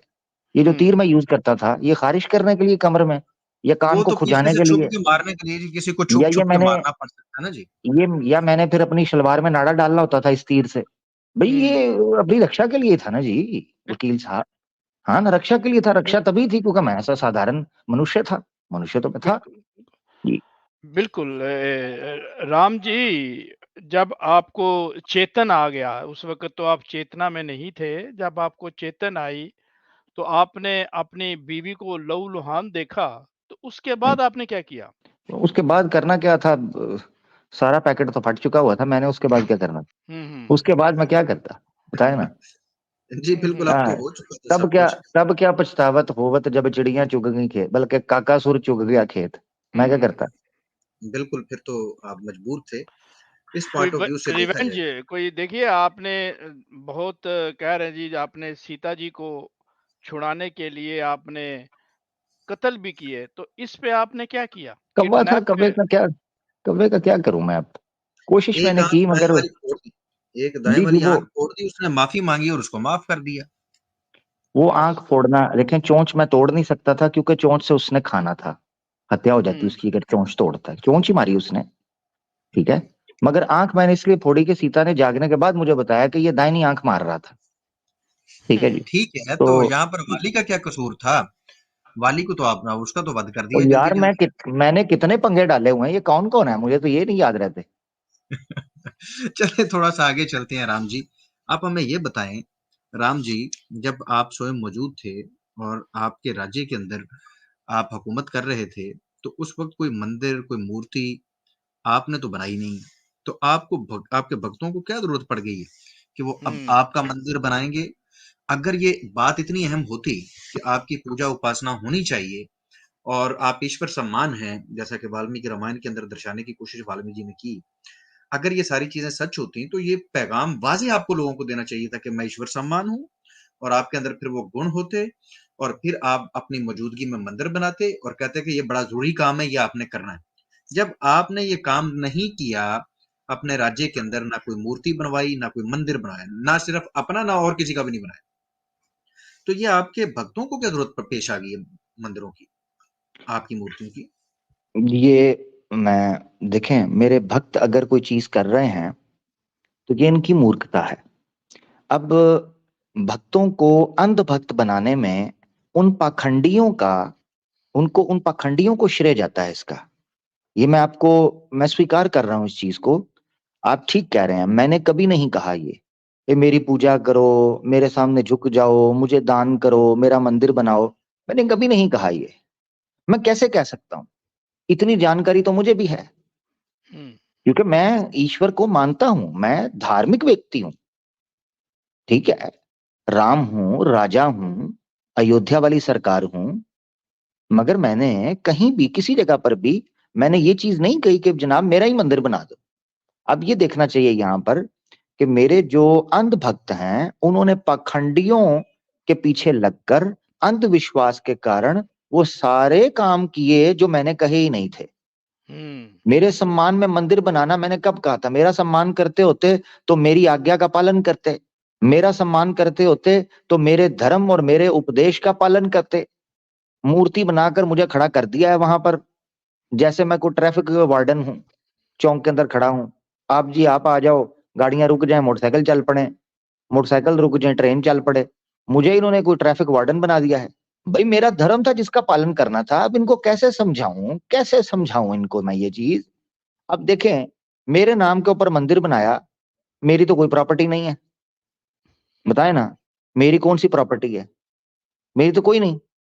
सारा पैसा कौन खा रहा है? पाखंडी खा, मैं अपनी आंखों से देख रहा हूं। मुझे ऐसे लग रहा है जैसे मेरी लाश को गिद्ध नोच रहे हैं। मैं जब इन पाखंडियों को देखता हूं मेरे नाम पर मंदिर बनाकर चंदा इकट्ठा और दान लेते हैं, मुझे लगता है जैसे मेरे गोश्त को, मेरे मांस को गिद्ध नोच रहे हैं। आप विश्वास करेंगे मैं कितना जलता हूं, कितना मुझे इस पर चुभता है मुझे। मैं वो हूं कि मैंने वनवास काटा, जूती तक नहीं पहनता था, चक्कर लगा, तो इन्होंने मेरे नाम के ऊपर ये सारा कर दिया। देखिए राम जी, इन्होंने तो फिर ये किया कि राम भक्ति के अंदर ये समझते हैं कि ये आपसे भी ज्यादा समझदार आपके भक्त हो गए कि आपको जिस बात का नहीं पता ये वो भी कर रहे हैं, जिसका आपने आदेश नहीं दिया ये करके भक्ति के बजाय ये कह रहे हैं कि राम जी आपको अकल कोई नहीं थी, हम ज्यादा समझदार हैं, ये तो होना चाहिए था। जिस चीज का आपने आदेश नहीं दिया वो कर रहे हैं। चलें, वैसे आपके मैं जानना चाहूंगा क्योंकि हमने बहुत सारी चीजें आपकी कवर की हैं और बहुत सारी चीजें अभी पड़ी हुई हैं, लेकिन मैं आपसे ये जानना चाहूंगा कि वो कौन सी बात है आपके अंदर जिसकी वजह से आपकी मूर्ति या मंदिर बनने चाहिए जैसे कि आपके भक्त बना रहे हैं। बस जी, एक दो बंदर मारो, एक दो पत्नी को घर से निकाल दो, ठीक है जी। भाई यही कुल मिला के धोखेबाजी और ये सारी चीजें जो आरोप आपने लगाए हैं। ओ भाई भाई भाई, मैं कह रहा हूं, मैंने नहीं कहा, मैं मनुष्य था, मुझ इन्होंने मैं किस तरह समझाऊं अपने भक्तों को कि अगर वाकई मेरे भक्त हो, मैंने नहीं कहा था कम भक्तो, राम भक्त बनो, बदबख्त ना बनो। हाँ, राम भक्त बनो। मेरी अच्छा ये भी कहता हूं कि मेरे उपदेश का पालन इनमें से कोई एक करता है, बताएं, जो मेरे भक्त बने हुए हैं। ऐसे ये बदबख्त हैं कि इन्होंने मेरे एक भी उपदेश का पालन नहीं किया। मैं क्या करूं? मैंने तो नहीं कहा वकील साहब, और इस पर मुझे दंड, जज साहब मैं विनती करता हूं कि जो मेरा दोष ही नहीं है, जिसको मैं ऑन ही नहीं करता कि मेरा मंदिर बनाते हैं फलाना, बाबरी मस्जिद जी गिरा दी, फलाना कर दिया, और बाबरी मस्जिद बने, उधर तो ईश्वर का निराकार का नाम तो लिया जाता था ना, तुम तो उधर तमाशबीनियां कर रहे हो। या तो कोई ऐसी जगह बनाते जहां पर धर्म का पालन होता, धर्म की स्थापना होती। तुम लोगों ने तो मूर्ति पूजा शुरू कर दिया, जो मूर्खता और पाखंड का बाजार है, जो कि मैंने कहा ही नहीं था। यानी देखो, अगर बाबरी मस्जिद गिरानी थी, खुश हो, गिराते, कोई बात नहीं, गिराते, मगर कोई उस जगह पर मेरे उपदेश का, मेरी आज्ञा का पालन भी तो हो रहा होता ना, सनातन धर्म की स्थापना भी तो होती ना। तुमने पाखंड शुरू कर दिया।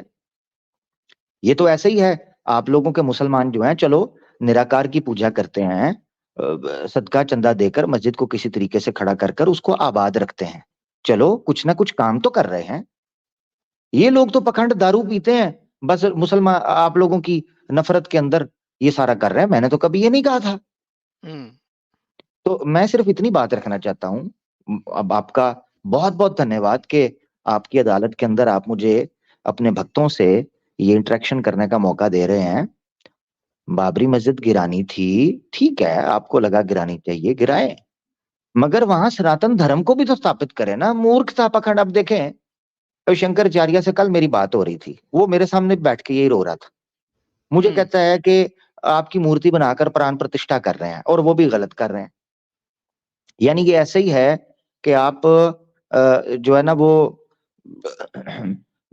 एक तो जो है ना वो गाड़ी चला रहे हो, और वो भी गलत, ठीक है ना। राम जी जो देखिए, मैं जिसका आपको आपसे लाइसेंस ही डिसएग्री नहीं है। करता हूँ, मैं डिसएग्री करता हूँ आपसे कि आप सारी बात भक्तों पे डाल दें और कहें जी कि इनको धर्म की स्थापना करनी चाहिए थी। आपका चरित्र हमने देखा है, उसमें कौन सी बात है जो आपने खुद धर्म की स्थापना की है जो आपके भक्त करें। आप चाहते हैं कि सारे के सारे अपनी पत्नियों को अपने घरों से निकाल दें और बेगुनाह अपना जानवरों को मारें, शराबें पिए, नाच करें। आप ये चाहते हैं, ये धर्म है जिसकी स्थापना आप चाहते हैं? मेरा ख्याल है इसीलिए, इसी वजह से तो वो कह रहे हैं कि मेरा मंदिर नहीं होना चाहिए, क्योंकि वो बता तो रहे हैं मैं एक कैरेक्टरलेस बंदा था। मैं एक चीज यहाँ पर रख देता हूँ, इससे आपको जो वकील साहब ने प्रश्न या आपत्ति उठाई है उसका उत्तर मिल जाएगा। देखें, बड़ी गंभीरता से इस चीज को लीजिएगा। जब मैंने ये कहा कि मैं एक साधारण मनुष्य था, उसी समय ये ऑटोमेटिकली सिद्ध हो गया कि मुझ में भी गलती होगी। ऑब्वियसली मैं भी गलती करूंगा। जब मुझसे गलती होगी तो उस समय मेरे भक्तों को या सनातनियों को क्या करना चाहिए, वो मैं आज बता देता हूं। देखिए, ऋषि गौतमा ने धर्मसूत्र लिखा। धर्मसूत्र के दूसरे अध्याय में वो इस समस्या का समाधान करते हैं। वो कहते हैं कि अगर स्मृतिज जो हैं वो श्रुतिज के विरुद्ध चली जाएं तो श्रुतिज को उत्तम रखा जाएगा स्मृतिज के मुकाबले के अंदर। क्या मतलब है? अब स्मृतिज का मतलब ये है वो कथाएं जो बाद में आई, और श्रुति का मतलब ये है जिनको वेद के तौर पर उत्तम लिया जाता है। ऐसी सूरत में अगर मुझसे कोई गलती हुई या मैंने अपने राज्य के अंदर कोई अन्याय कर दिया तो था तो मैं मनुष्य। अब उस समय सनातनियों को चाहिए कि वो अपने वेद की तरफ पलटें, अपने शास्त्र की तरफ पलटें, बजाय इसके कि मेरी तरफ देखें। बस ये उसका समाधान है। इसको गंभीरता से लीजिए। जी जी जैसे लेते मैंने हैं जी। मुसलमानों को देखा है कि मुसलमान अगर अपने किसी स्कॉलर के बारे में या किसी बड़े से बड़े जो आपका वो क्या बोलते हैं, वो जो भाष्य करता है, कमेंट्री करता है, उसको क्या बोलते हैं? कमेंटेटर बोलते हैं, मुफस्सर बोलते हैं, मुफस्सिर, मुतरजम जी बोलते हैं। जी, मुफस्सिर आपका जो वर्ड है, मुफस्सिर वर्ड जो है, अगर कोई मुफस्सिर गलती कर जाता है, मैंने आपके मुसलमानों को देखा है कि वो झट से कह देते हैं कि अगर कोई मुफस्सिर गलती कर रहा है हम नहीं मानते। मैं भी धर्म का भाष्य सार निकाल कर रख रहा था, बस उसमें मुझसे अगर कहीं गलती हो गई तो शास्त्रों की तरफ पलट जाए, मुझे छोड़ दें। अच्छा राम जी, आपने एक व्यक्ति को अपना गुरु पकड़ा था, उसका नाम था विश्वामित्र। आपने उसको गुरु क्यों पकड़ा, जबकि वो एक हत्यारा था, बलात्कारी था, डाकू था, अपने बच्चे को जंगल में अपनी बच्ची को छोड़ आया, पीछे बीवी बच्चियों को छोड़ आया, एक अयाश फितरत आदमी था, तो उसको आपने गुरु क्यों पकड़ा? देखें, विश्वामित्र जो है ना, ये छोटा आदमी नहीं है, बहुत बड़ा आदमी है। इसको गुरु पकड़ना इसलिए था कि इस समय आपके हिंदुस्तान के अंदर जितने बड़े बड़े गोत्र चल रहे हैं उनमें से सबसे बड़ा गोत्र माना जाता है विश्वामित्र का। और वेदों के सार को निकालने में चंद बड़े ऋषियों में विश्वामित्र का हाथ है। तो मैं ज्ञान का सम्मान करता था, कर्म अगर कहीं भी उसका अधर्म होता था मैं उसका पालन नहीं करता था, उसके विरुद्ध ही रहा हूं। यानी मैंने अपनी पूरा प्रयास किया है कि विश्वामित्र ऋषि जी से, गुरु जी से मैं ज्ञान प्राप्त करूं। हाँ, किंतु अगर या यदि कहीं वो धर्म से हटते हुए मुझे दिखाई देते थे या धर्म के विरुद्ध जाते थे तो मैं पीछे हट जाता था। जैसे किसी भी अच्छे शिष्य को ये काम करना चाहिए। तो ये चीज है। राम जी, मसला ये है कि वो एक बलात्कारी आदमी था। आप बात कर रहे हैं उसके ज्ञान की, तो उसका ज्ञान भी हमने देखा है कि किस तरह का उसका ज्ञान रहा, किस तरह की उसकी हरकतें रहीं। जब वो ब्रह्म ऋषि बन गया, उस वक्त उसका क्या कैरेक्टर रहा। अगर उसकी सारी जिंदगी देखी जाए तो सारी जिंदगी के अंदर मेरा नहीं ख्याल कि आप कोई उसका एक भी काम जिसको कहें बड़ा ही उत्तम है, भाई कमाल का काम है, ये उसने किया है। तो कौन सा ज्ञान आप उससे ले रहे थे?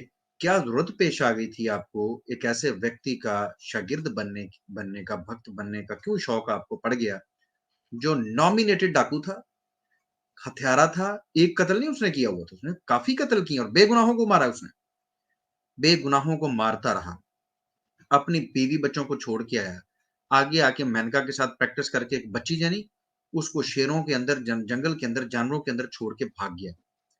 आपने उसको गुरु मान लिया यार, कि उसके पास ज्ञान है।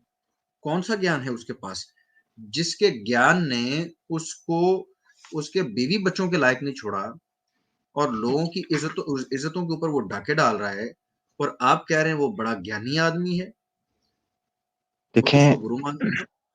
जी, मैं आपको एक चीज बताता हूँ। जहां तक विश्वामित्र के ज्ञान की बात है तो विश्वामित्र ही वो ऋषि हैं मात्र जिन्होंने गायत्री मंत्र का जो सार है वो निकाला।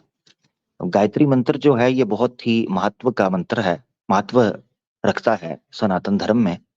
तो विश्वामित्र जी ने ही इसका सार निकाला, नंबर 1। नंबर 2, मैंने जैसे आपको बताया कि आप ठीक कह रहे हैं, अगर मेरे वश में होता तो मैं उनको जो भी दंडनीय कर्म या कर्तव्य या कोई भी पाप उन्होंने ऐसा किया जो दंडनीय था, मैं उनको दंड देता। मगर जब तक मैंने उनको गुरु पाया, मैंने देखा, मैंने उनके अंदर कोई ऐसी चीज अगर देखी तो मैं पीछे हट गया, मैंने उनकी निंदा की या उनके विरुद्ध गया, बस जी। ठीक हो गया जी, हम आपकी ये बात भी रख लेते हैं। हालांकि आपके जो धर्मशास्त्र हैं वो उसके विरुद्ध जाते हैं। अगर गायत्री मंत्र उसने दे दिया तो भी उसका एक तरफ एक करैक्टर पूरे का पूरा मौजूद है। वो गायत्री मंत्र आप किसी बंदे के बच्चे से नहीं ले सकते थे जिसका ये करैक्टर था। सनातन धर्म सारे इन्हीं ऐसे बंदों के कांधों पे आपने खड़ा करना है जो इस तरह का कैरेक्टर रखते हो। कोई बंदे का पुत्र नहीं है जो तपस्या करे, जिसको तपस्या कहते हैं कि सोसाइटी के अंदर रहे, करने गया जी था, जी वही मैं कह रहा हूँ ना जज साहब। देखें आप, ये बड़े सख्त मेरे गुरु के बारे में बोल रहे हैं। विश्वामित्र तपस्या करने गया था, कर रहा था, आप भी इस चीज को जानते हैं। आप ही का मैं प्रोग्राम सुन रहा था कि विश्वामित्र जो है वो बड़ी तपस्या कर रहे थे। अब क्या हुआ, ठीक है, अब विश्वामित्र जी के बारे में ही तो ये गीत था ना। और जी जी। यही बोला जाता था कि जी मैंने सदा चाहा यही दामन बचा लूं हसीनों से मैं, तेरी कसम ख्वाबों में भी बचता फिरा नाज़नीनों से मैं, तौबा ओह मगर तुझ पे पड़ी नजर ओ जरा बेखबर। हाँ जरा राम जी, रीम नाला जरा एक शुद्ध रिदम में पढ़िए।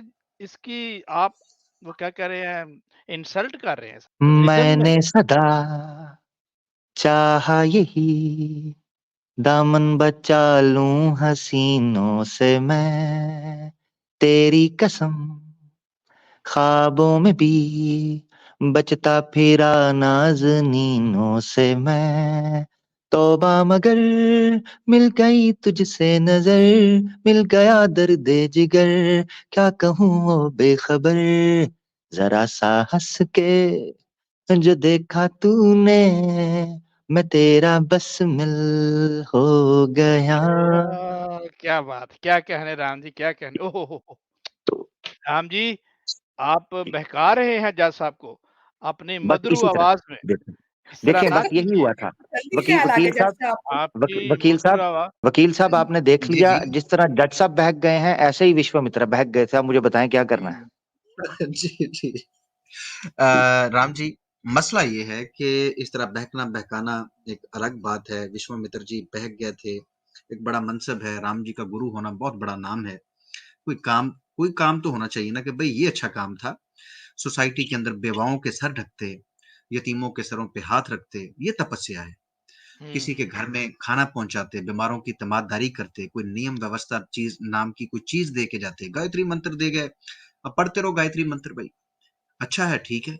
लेकिन उससे सोसाइटी का आप क्या भला कर रहे हैं? जब आप सोसाइटी के अंदर आपको मौका मिलता है कि आप परफॉर्म करें, तो परफॉर्मेंस तो कोई नहीं है। बताएं कहाँ पर है भाई? बेवाओं के लिए इन्होंने क्या नियम दिए? कौन सी बेवाओं के सर पे हाथ रखा? जो अपनी पत्नी को छोड़ आया, अपने बच्चों को छोड़ आया, उसके बाद मेनका की बच्ची को छोड़ दिया, गालब ऋषि से एक लड़की लेके उसके साथ तो मजे ले रहा है, पिछली पत्नी का पता ही कोई नहीं, और वो भी घोड़ों के बेच बचवा के व्यापार कर रहा है। तो आप ऐसे बंदे से गायत्री मंत्र की खुशी के अंदर ये सारी चीजें उसके इग्नोर करके कहें जी मैं तो उससे ज्ञान प्राप्त करता था। कौन सा ज्ञान? अगर उसके अंदर सोसाइटी का कोई भला ही कोई नहीं है, कोई बताए ना, कोई आपके गुरु थे, बताएं। मैंने तो 3 प्रोग्राम करके आपके भक्तों से पूछा है कि बताएं कि इसका तपस्या एक जगह पे बैठ के मंत्र पढ़ रहा था जी, फिर उसके ऊपर उसको वरदान मिल जाता है, फिर ये हो जाता है। ये तो कहानी हम सुनते आए। असल तपस्या तो ये थी कि सोसाइटी के अंदर बेहतरी लेके आते। तो क्या बेहतरी लेके आए? गायत्री मंत्र से अगर बेहतरी आती है तो सब पढ़ते हैं भाई। लेकिन बात तो करैक्टर की थी। जो आपके करैक्टर के अंदर भी हमें वही शबाहत दिखाई देती है। उसने भी पत्नी को छोड़ दिया, आपने भी छोड़ दिया।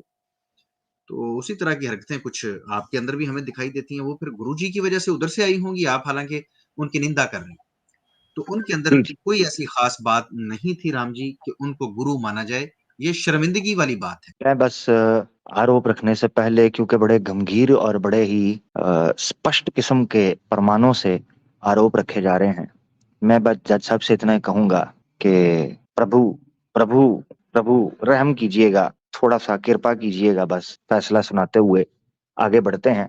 मैं आशा करता हूं कि जब ये आरोप खत्म होंगे, मेरे भक्त जो हैं वो अंध भक्त होने की बजाय राम भक्त बने और मेरी सहायता करें, मेरे साथ खड़े हों। जिस तरह त्रेता युग में बंदरों की फौज मेरे पीछे खड़ी थी, आज भी मैं आशा करता हूं कि बंदरों की फौज मेरे पीछे जरूर खड़ी होगी और आएगी। बहुत शुक्रिया जी। बिल्कुल राम जी, आप की जो है आप अदालत में हैं, तो ये अब सारी गेम जो है राम जी आपके भक्तों पे है कि वो कैसा व्यवहार करते हैं। तो कोई अच्छा सा मैसेज अगर देना चाहें हमारे जो आपके भक्त हैं, जब हम लिंक सेंड करेंगे तो यकीनन वो वरना तो जिस तरह के ऊपर आपके ऊपर आरोप लग चुके हैं, मेरा ख्याल है इतनी सजाएं नहीं है जितने मैंने इधर लिख दिया हुआ है। जज साहब अभी आखिरी आरोप रहता है और उसके बाद फिर श्री राम का जो है वो हम मैसेज भी ले लेंगे। तो आखिरी जी जी आरोप जरूर। पेश करने की इजाजत चाहती हूँ ताकि इसको अब हम इख्तिताम की तरफ लेके चलें। जी, अगला आरोप जो है वो पाप की अदालत में श्री राम जी पर है कि श्री राम जी, आप पर आरोप है कि आपके मानने वाले आपको अपना भगवान जो मानते हैं, वो सारे के सारे दहशतगर्द, आतंकवादी, टेररिस्ट, कट्टरता को मानने वाले, किसी को बर्दाश्त ना करने वाले, और उसका कारण भी आपको बताया जाता है। और अली रजा खुर्रम साहब ने एक वीडियो जो है वो सबमिट करवाई है अदालत में इसी पक्ष पे कि आपके जो भक्त हैं वो टेररिस्ट भी इसीलिए हैं क्योंकि आप भी टेररिस्ट थे। तो वीडियो पेश करने की इजाजत चाहेंगे वकील साहब से और जज साहब से। जी जरूर दिखाई जाए जी, दिखाई जाए आवाम को। तुमने बौद्ध धर्म के मानने वालों के साथ क्या किया? ऐसा क्या किया कि बौद्ध धर्म के मानने वाले एकदम से भारत से गायब हो गए? एक एक बौद्ध को जलाया है तुमने, भारत से बौद्धों को उखाड़ फेंका है तुमने। किस सच्चे सनातन की बातें करते हो तुम? शूद्रों के साथ जो तुमने किया 10,000 वर्षों में, तुमने नहीं, तुम्हारे राम भगवान ने ही क्या किया है। तुम्हारे राम ने एक शूद्र के कानों में सीसा पिघला कर डलवा दिया और अब भी तुम उसको मर्यादा पुरुषोत्तम कहते फिरते हो। तुम्हें शर्म भी नहीं आती, संकोच भी नहीं लगता। और मजा तो इस बात का है कि शूद्र खुद कहता फिरता है कि मुझे राम मंदिर में जाना है, और महात्मा गांधी जैसे लोग आंदोलन चलाते हैं कि शूद्र को भी राम मंदिर में प्रवेश करने की इजाजत दी जाए। किस मंदिर में? यही राम मंदिर में, उस राम के मंदिर में जिसने एक शूद्र को इस बात पर मार दिया था कि उसने चोरी छुपे वेद वचन सुन लिए थे। जी जज साहब, ये वीडियो मैंने सबूत के तौर पे आपकी खिदमत में पेश की। शंभू का जो जालमाना वध किया है राम जी ने, मेरा आरोप नहीं है, ये हकीकत है कि राम जी के चरित्र को देखें तो जैसे कि दूसरे सनातनी भगवानों का चरित्र था कि जिसकी लाठी उसकी भैंस, राम जी के चरित्र में भी आपको ये चीज मिलेगी। जो इनको पसंद नहीं आया उसको उन्होंने निकाल दिया, वो इनकी पत्नी क्यों ना हो, ये नहीं छोड़ते। इनका भाई ही क्यों नहीं इनके सामने आया, इन्होंने उसको भी त्याग दिया। लक्ष्मण को भी समझे कि बाप को भी इन्होंने त्याग दिया। बाप का अगर वध हुआ, मैं तो समझता हूँ कि वो उसकी मृत्यु नहीं हुई, राम जी ने उनको कत्ल किया क्योंकि वो कह रहा था कि मैं मर जाऊंगा। लेकिन राम जी ने उनके साथ भी इस हद तक कठोरपंथी का सबूत दिया कि अपने बाप का कातिल, मैं तो कहूंगा कि राम अपने बाप का कातिल है, अपनी पत्नी का कातिल है, अपने भाई का कातिल है, और खुद भी आत्महत्या कर ली। और जब कोई इसके रास्ते में, इसकी ख्वाहिश के रास्ते में आता था तो ये हटा देता था। शंभू के साथ जात पात का अगर चक्कर देखें तो तब से चलता हुआ आ रहा है कि वो तपस्या कर रहा था, वेद वचन, वेद वर्ड अगर उनको पढ़ के तपस्या कर रहा था तो राम जी ने अपने राज्य के अंदर उसको अपने हाथों से कत्ल किया। और अब उसके बाद इनके भक्त मौजूद हैं जो कहते हैं कि राम जी का अगर आप नारा नहीं लगाएंगे तो हम आपको देश में नहीं रहने देंगे, हम आपका वध कर देंगे। और बच्चों को, महिलाओं को, किस बुजुर्गों को, ये किसी को नहीं बख्शते। तो इसी तरह राम जी भी किया करते थे। उन बंदरों के ऊपर क्या गुजरी, जो लाखों करोड़ों बंदर मरवा दिए, रीछ मरवा दिए राम जी ने, उन लोगों को बेगुनाह को मार दिया। और जो इन्होंने माफी अभी तक नहीं मांगी उसके ऊपर के इन्होंने जो शूर्पणखा के साथ किया, जहां से ये सारा मामला चला। किसी और वक्त में इंशाल्लाह इसको डिटेल से मैं रखूंगा, क्योंकि ये प्रोग्राम एक समाज के अंदर तो खत्म होने वाले नहीं है मामला, जितने मामला राम जी के राम राज्य के मौजूद हैं। उसके बाद आज हम वो झलक देखते हैं जो मैंने आपको वीडियो के अंदर दर्शाई कि इनके जो भक्त हैं वो भी इनके नक्शे कदम पे चलते हुए आतंक मचाया हुआ है पूरे समाज के अंदर, और किसी को नहीं छोड़ते। जहां पर ये संख्या में ज्यादा हो, जहां पर संख्या में कम हो, तो फिर राम जी की तरह चुप रहते हैं, फिर बिल्कुल ही चुप। जब तक सहता करने वाले बंदर और रीछ ना इकट्ठे हो जाएं, राम जी फिर रावण की तरफ मुंह नहीं करते। जब तक पूरी आर्मी नहीं साथ में बंदरों की तैयार कर लेते, खुद तो कुछ हो नहीं सकता। तो इसी तरह जब संख्या में ये ज्यादा हो जाते हैं तो इनके भक्त भी यही काम करते हैं कि फिर जो सामने आए, फिर नहीं देखते हक क्या है, सत्य क्या है, सच क्या है, फिर ये अपनी मर्जी करते हैं। इसी तरह फिर इनके भक्त भी, इन्होंने आतंक मचाया हुआ है। तो ये आरोप नहीं, हकीकत है। मैं जानना चाहूंगा राम जी से कि राम जी कोई कृपया कुछ समझिए और कुछ समझाइए। देखें, जहां तक शंभू का वध आपने बड़ा डिटेल से बयान किया, और ये हमारी सिस्टर ने भी वीडियो रखी और उसमें शंभू की बात की, तो बड़ी गंभीरता से मेरे उत्तर को सुनिएगा। शंभू के वध के ऊपर मैं यही कहूंगा, मेरा मतलब है उत्तरकांड में ये मौजूद है और उत्तरकांड के बारे में बेसिकली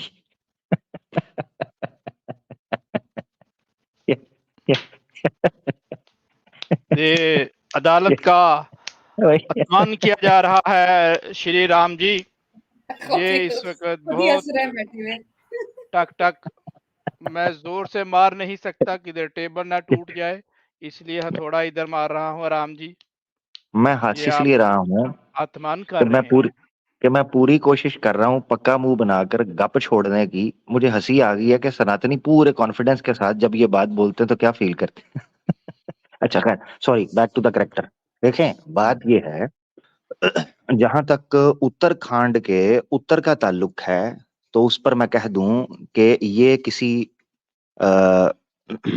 अवैध पुत्र ने उस उत्तरकांड के अंदर डाला था। दोबारा सुन लीजिए गंभीरता से, उत्तरकांड पर केवल यही उत्तर है कि वो किसी नियोगी पुत्र ने ऐड कर दिया था। अब उत्तरकांड को हमारे सामने प्रमाण के तौर पर प्रस्तुत नहीं किया जा सकता। एक तो ये चीज, दूसरी चीज ये है कि मेरे भक्त मैं देखता हूं कि मेरे भक्त जो हैं वो JSR यानी मेरी जय के नारे मारते हैं। मुझे कभी खुशी भी होती है, मेरी जय जयकार कर रहे हैं, मगर कठिनाई उस समय आती है जब मेरी जयकार करते हुए निर्दोष लोगों को, इनोसेंट लोगों को हानि पहुंचाते हैं, महिलाओं को छेड़ते हैं। यानी मेरा जय जयकार का जो स्लोगन है या जो ये नारा है, ये महिलाओं को हरास करने के लिए, हूटिंग करने के लिए, टॉन्ट मारने के लिए, ग्रिल, रोस्ट, ट्रोल करने के लिए, तमस्खरबाजी के लिए, ठट्ठा करने के लिए, मजाक करने के लिए यूज होता है, तो फिर मुझे दुख होता है और मुझे इससे कठिनाई आती है। अब ये नहीं होना चाहिए था। अब इसका आरोप देखें, मैं अपने भक्तों से कहता हूं, अंध भक्तों से नहीं बल्कि राम भक्तों से ये बोलता हूं कि देखें, मुझे क्या इस वक्त कठिनाई हो रही है कि मुझे अदालत के अंदर खड़ा होकर आप जैसे पाखंडियों के जो दोष हैं उनका भी मुझे दंड भोगना पड़ रहा है। मैं क्या जवाब दूं? अब इनको मुझे बताए ना। मैं राम भक्तों से पूछता हूं कि इन अंध भक्तों को अगर आप भी नहीं समझाओगे तो मैं कैसे इस चीज को क्लियर करूं? मुझे पता है ट्रेन के अंदर गोलियां मार दी गई और एक औरत को कहा गया कि मेरी जय जयकार करे, यानी श्री राम। मुझे क्या, मैं इससे प्रसन्न होता हूँ? नहीं। JSR का नारा मारकर लाइव कैमरा के सामने गोलियां मार दी गई, दाढ़ियां काटी गई, डंडों से पीटा गया, हत्याएं की गई। आपकी जो इबादत गाहें हैं, जहां पूजा पाठ होती है, मस्जिद जिसको बोलते हैं, उनको तोड़ा गया। मैंने तो कभी ऐसा नहीं कहा। दिखाएं मेरे पूरे जीवन काल के अंदर कि मैंने किसी जनाब जगह को इस तरह तोड़ा हो जहां पर लोग अपने धर्म का पालन करते हैं। मैंने तो नहीं तोड़ा। क्या मैंने बौद्ध को मारा? मैंने बौद्धों को नहीं मारा। वीडियो दिखाई गई कि बौद्ध के साथ बहुत ज्यादा अन्याय किया गया।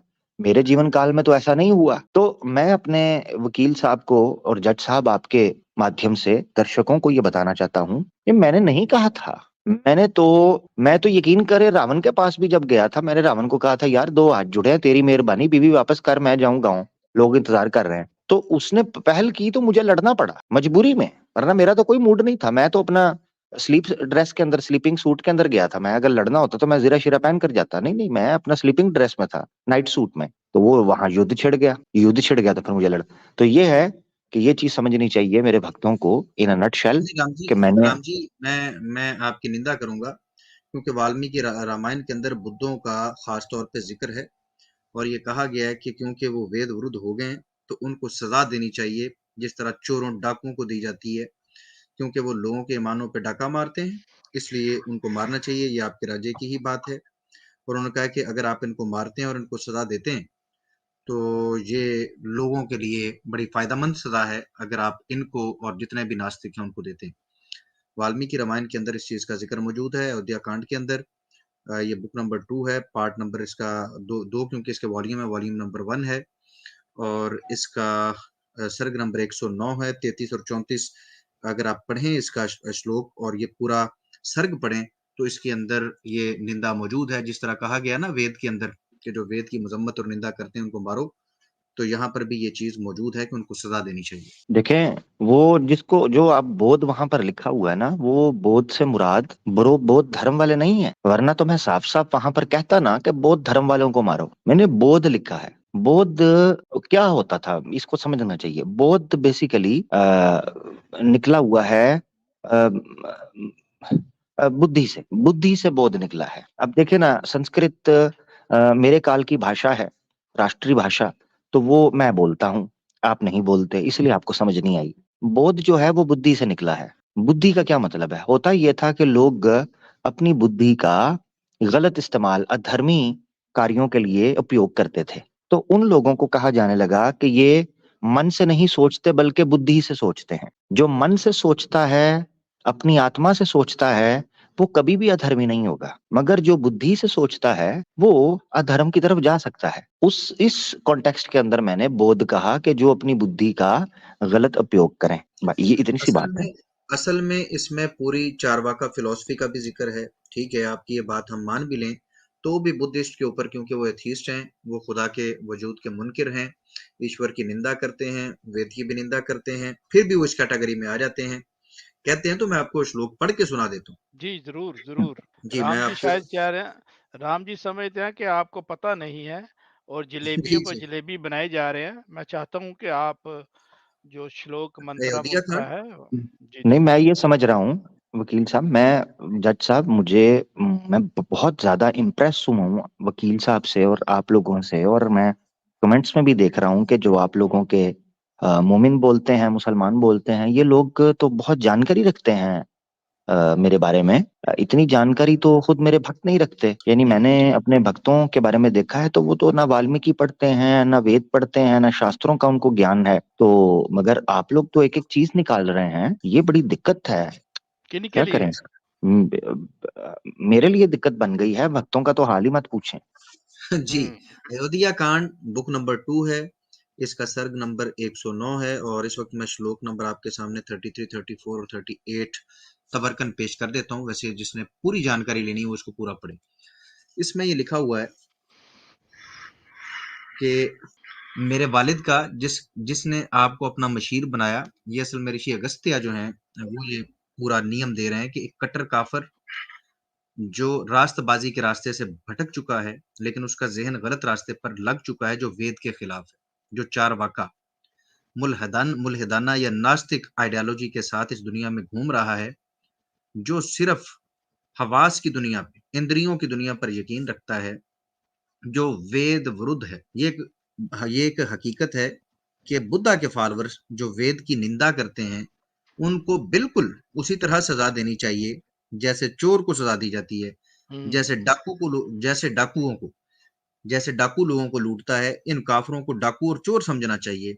लिहाजा ऐसे नास्तिकों को, ऐसे काफिरों को जनता के फायदे के लिए जरूर सजा देनी चाहिए। दूसरी सूरत में एक बुद्धिमान अक्लमंद आदमी को ऐसे काफिरों के सामने फेस टू फेस लड़ना चाहिए।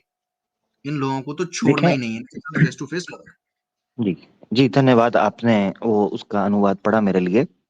मैं ये बता देता हूँ, देखें खुद आप वहां मेंशन कर रहे हैं, आपने कहा कि जो वेद की निंदा करते हैं। देखें, जो राम राज्य था वो सनातन धर्म पर बेस करता था, जिसके जो परम प्रमाण है वो वेद से आते हैं। तो जब वेद की ही यानी कॉन्स्टिट्यूशन की निंदा होना शुरू हो जाएगी तो बताएं कौन सी स्टेट है जो कॉन्स्टिट्यूशन की वायलेशन को एक्सेप्ट करती है और उसको टॉलरेट करती है?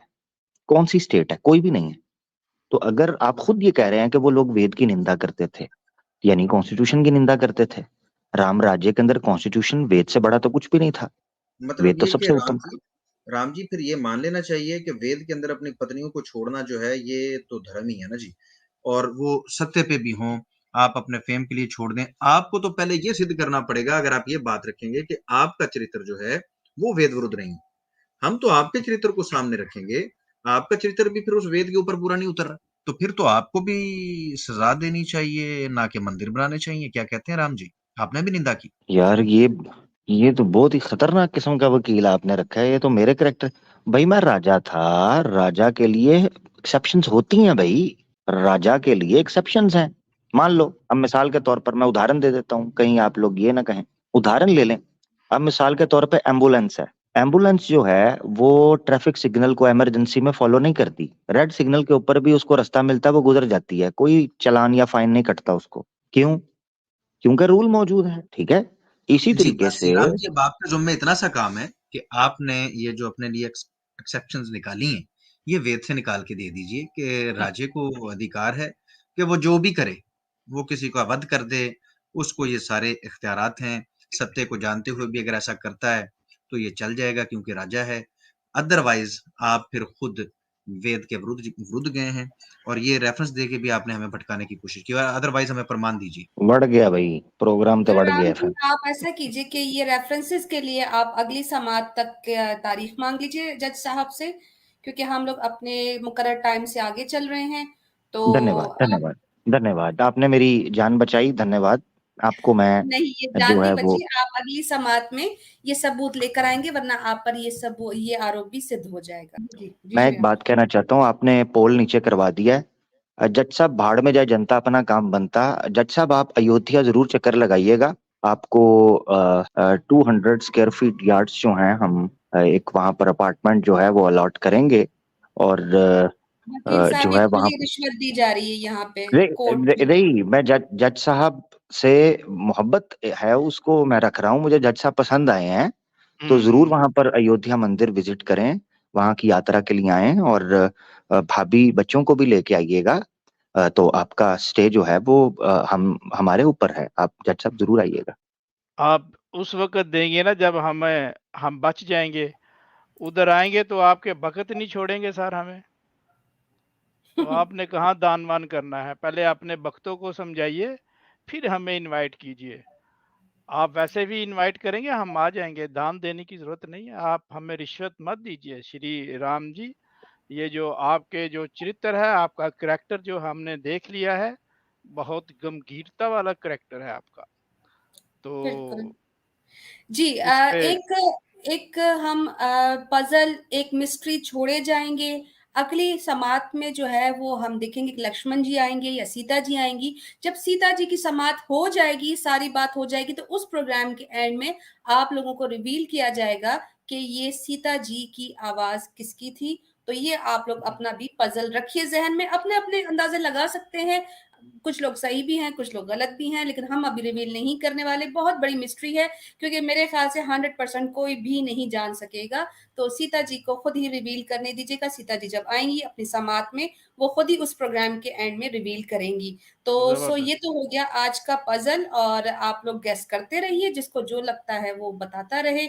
जज साहब, हमने एक और बात भी रखनी है कि इनके जो भक्त हैं श्री राम जी के, वो इनको इतना अब्यूज करते हैं। यानी मुसलमानों को तो ये कहते हैं कि जय श्री राम का नारा लगाओ, इनको हमें कहते रहते हैं कि मुसलमान जो है वो हमारे भगवानों की, हमारे इनकी पूजा नहीं करते, हमारे मंदिरों को तोड़ देते हैं। लेकिन मैं यहाँ पे 2 वीडियोस रखना चाहूंगी, छोटी सी 2 वीडियोस हैं, जिसमें हम बताएंगे कि अभी रिसेंटली कल की तारीख में राम जी बल्कि सीता जी का अपमान खुद हिंदू लोग किस तरह कर रहे हैं, और उस पर जो है वो इनका बड़ा ही एक ठंडा मीठा ट्विटर पर जो है वो ट्रेंड चल रहा है। लेकिन यही अगर किसी मुसलमान ने किया होता तो अब तक उनकी गर्दनें उड़ चुकी होती और अल्लाह ना करे उनके साथ बहुत सख्त जो है वो व्यवहार किया जाता। तो मैं आपकी खिदमत में पहली एक वीडियो जो है वो पेश करना चाहती हूँ। ये इनकी वीडियो कल की है और इस पर बहुत बड़ी हाइप बनी है। तो राम जी के नाम पर मंदिर तो बन रहे हैं, लेकिन इनको इज्जत अब भी नहीं मिली, ना इनको ना इनकी पत्नी को। वीडियो आप लोग के सामने है।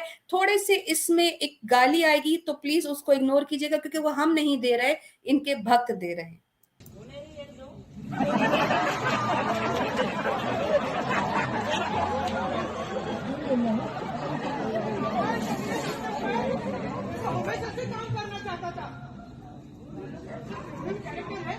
सीता मैया और हनुमान भैया क्या डिटेलिंग की है यार। अरे माहौल बना दिया हमने, माहौल। अरे सीता मैया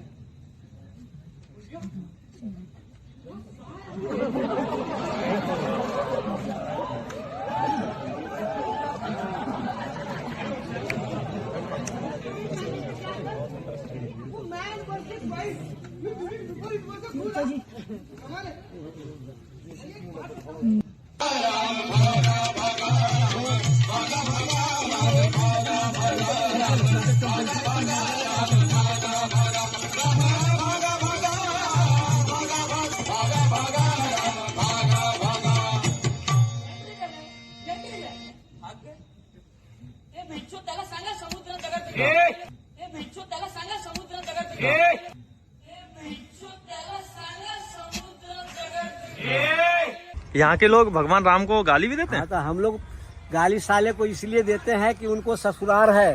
क्या बोला तूने? हम लोग उनको साले हैं, तो सार को गाड़ी देने में क्या दुख है? ये बड़ी अच्छी बात कही आप। उनका ससुराल है इसलिए गाली देते हैं। हम लोग उनको सार के रिश्ता हो, तो इसलिए साले को गाली बोलने का मौका हम लोग का मिल रहा है। क्या बात है सर, क्या बात है सर, क्या बात, ये बात है। ये ससुराल में है और मेरी बहन उनको घर में, ये रिश्ता बना कर गए हैं।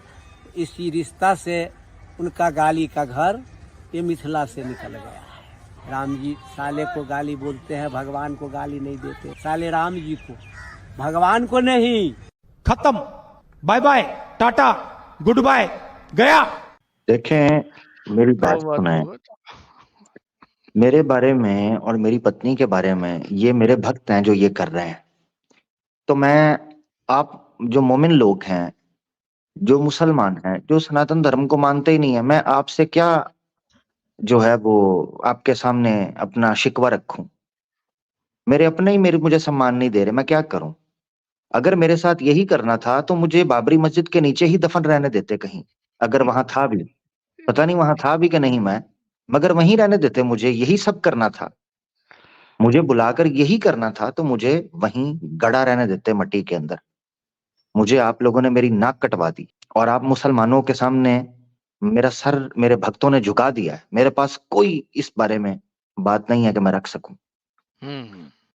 जज साहब, आप मुझे सजा सुनाकर मुझे कुछ कर दीजिए बस, जो मेरे भक्त मेरे साथ कर रहे हैं। तारीख तो आप दे रहे हैं, तारीख दे दीजिए, फिर क्या कर सकता हूं मैं? नेक्स्ट वीक तक जो है वो इस केस को आगे लेके जाया जाएगा। अभी सजा नहीं, अभी बहुत से गवाह हैं, उनको भी लाया जाएगा, तो अभी वेट किया जाएगा। जी वकील साहब, आपके लास्ट स्टेटमेंट और फिर जो है वो कॉलर्स को हम ऐड करेंगे। श्री राम का हमारे पास ओपिनियन आ गया है। जी बहुत शुक्रिया। मेरी गुजारिश ये है कि तमाम ये चीजें जो हमने आपके सामने रखी, ये कोई खेल तमाशा या मजाक नहीं है, ये आरोप नहीं है। आपके पास, हमारे सनातनी भाइयों के पास राम जी के बारे में जो इंफॉर्मेशन है, जो सबसे ऑथेंटिक मानी जाती है, वो वाल्मीकि रामायण है। वाल्मीकि रामायण भी फिर गीता प्रेस वालों की हो तो वो ज्यादा इनको सूट करती है। तो हमने आपकी इस ख्वाहिश को मद्देनजर और मलहूज रखते हुए इसी का इंतखाब किया कि आपको जितने जितने रेफरेंसेस, जितनी चीजें दी जाएं, वो वाल्मीकि रामायण से दी जाएं।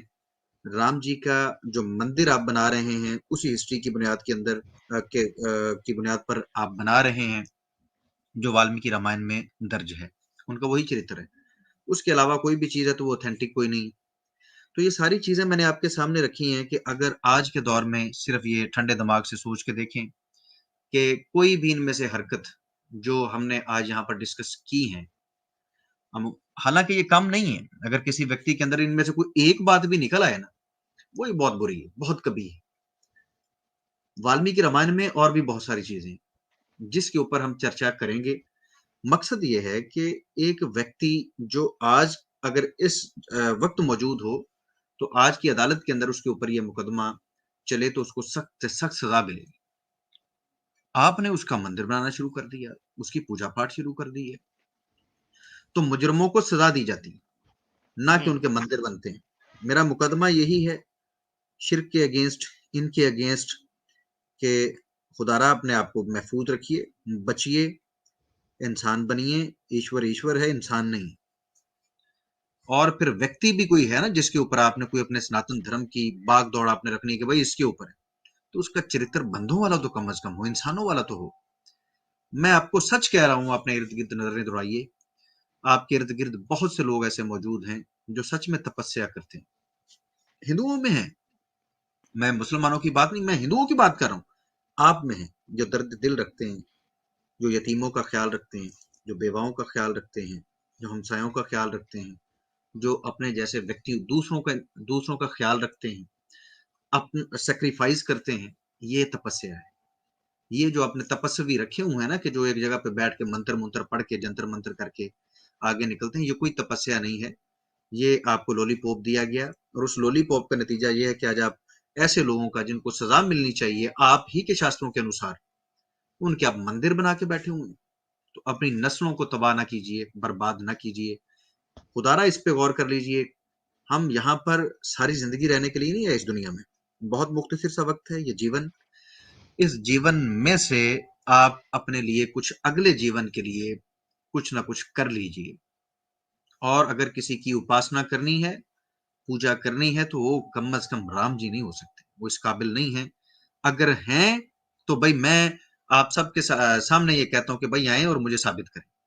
मैं उनका नारा लगाने के लिए तैयार हूं, लेकिन कोई बात तो होना कि भाई ये बात है, इस वजह से उनका नारा लगना चाहिए, उनका मंदिर बनना चाहिए, उनकी पूजा होनी चाहिए। कोई रीजन, कोई ऐसी रीजन हमारे सामने पेश कीजिए। हम इस्लाह करने के लिए तैयार हैं। हमारा मकसद कतन आपकी दिल आजारी करना नहीं है। और ये तमाम मैसेज जो हमने आपके सामने रखा, इसलिए रखा कि आप इसे समझें और अपनी जानकारी में इजाफा करें। और अगर हमसे कोई गलती कोताही हुई हो तो आके हमसे डिस्कस कर लीजिए। बाकी हमने अपनी तरफ से मुकम्मल जो चीजें पेश की हम उसके जिम्मेदार हैं। इंशाल्लाह आपको अगर किसी को कोई आपत्ति हो तो उसको हम सिद्ध कर सकते हैं। बहुत शुक्रिया।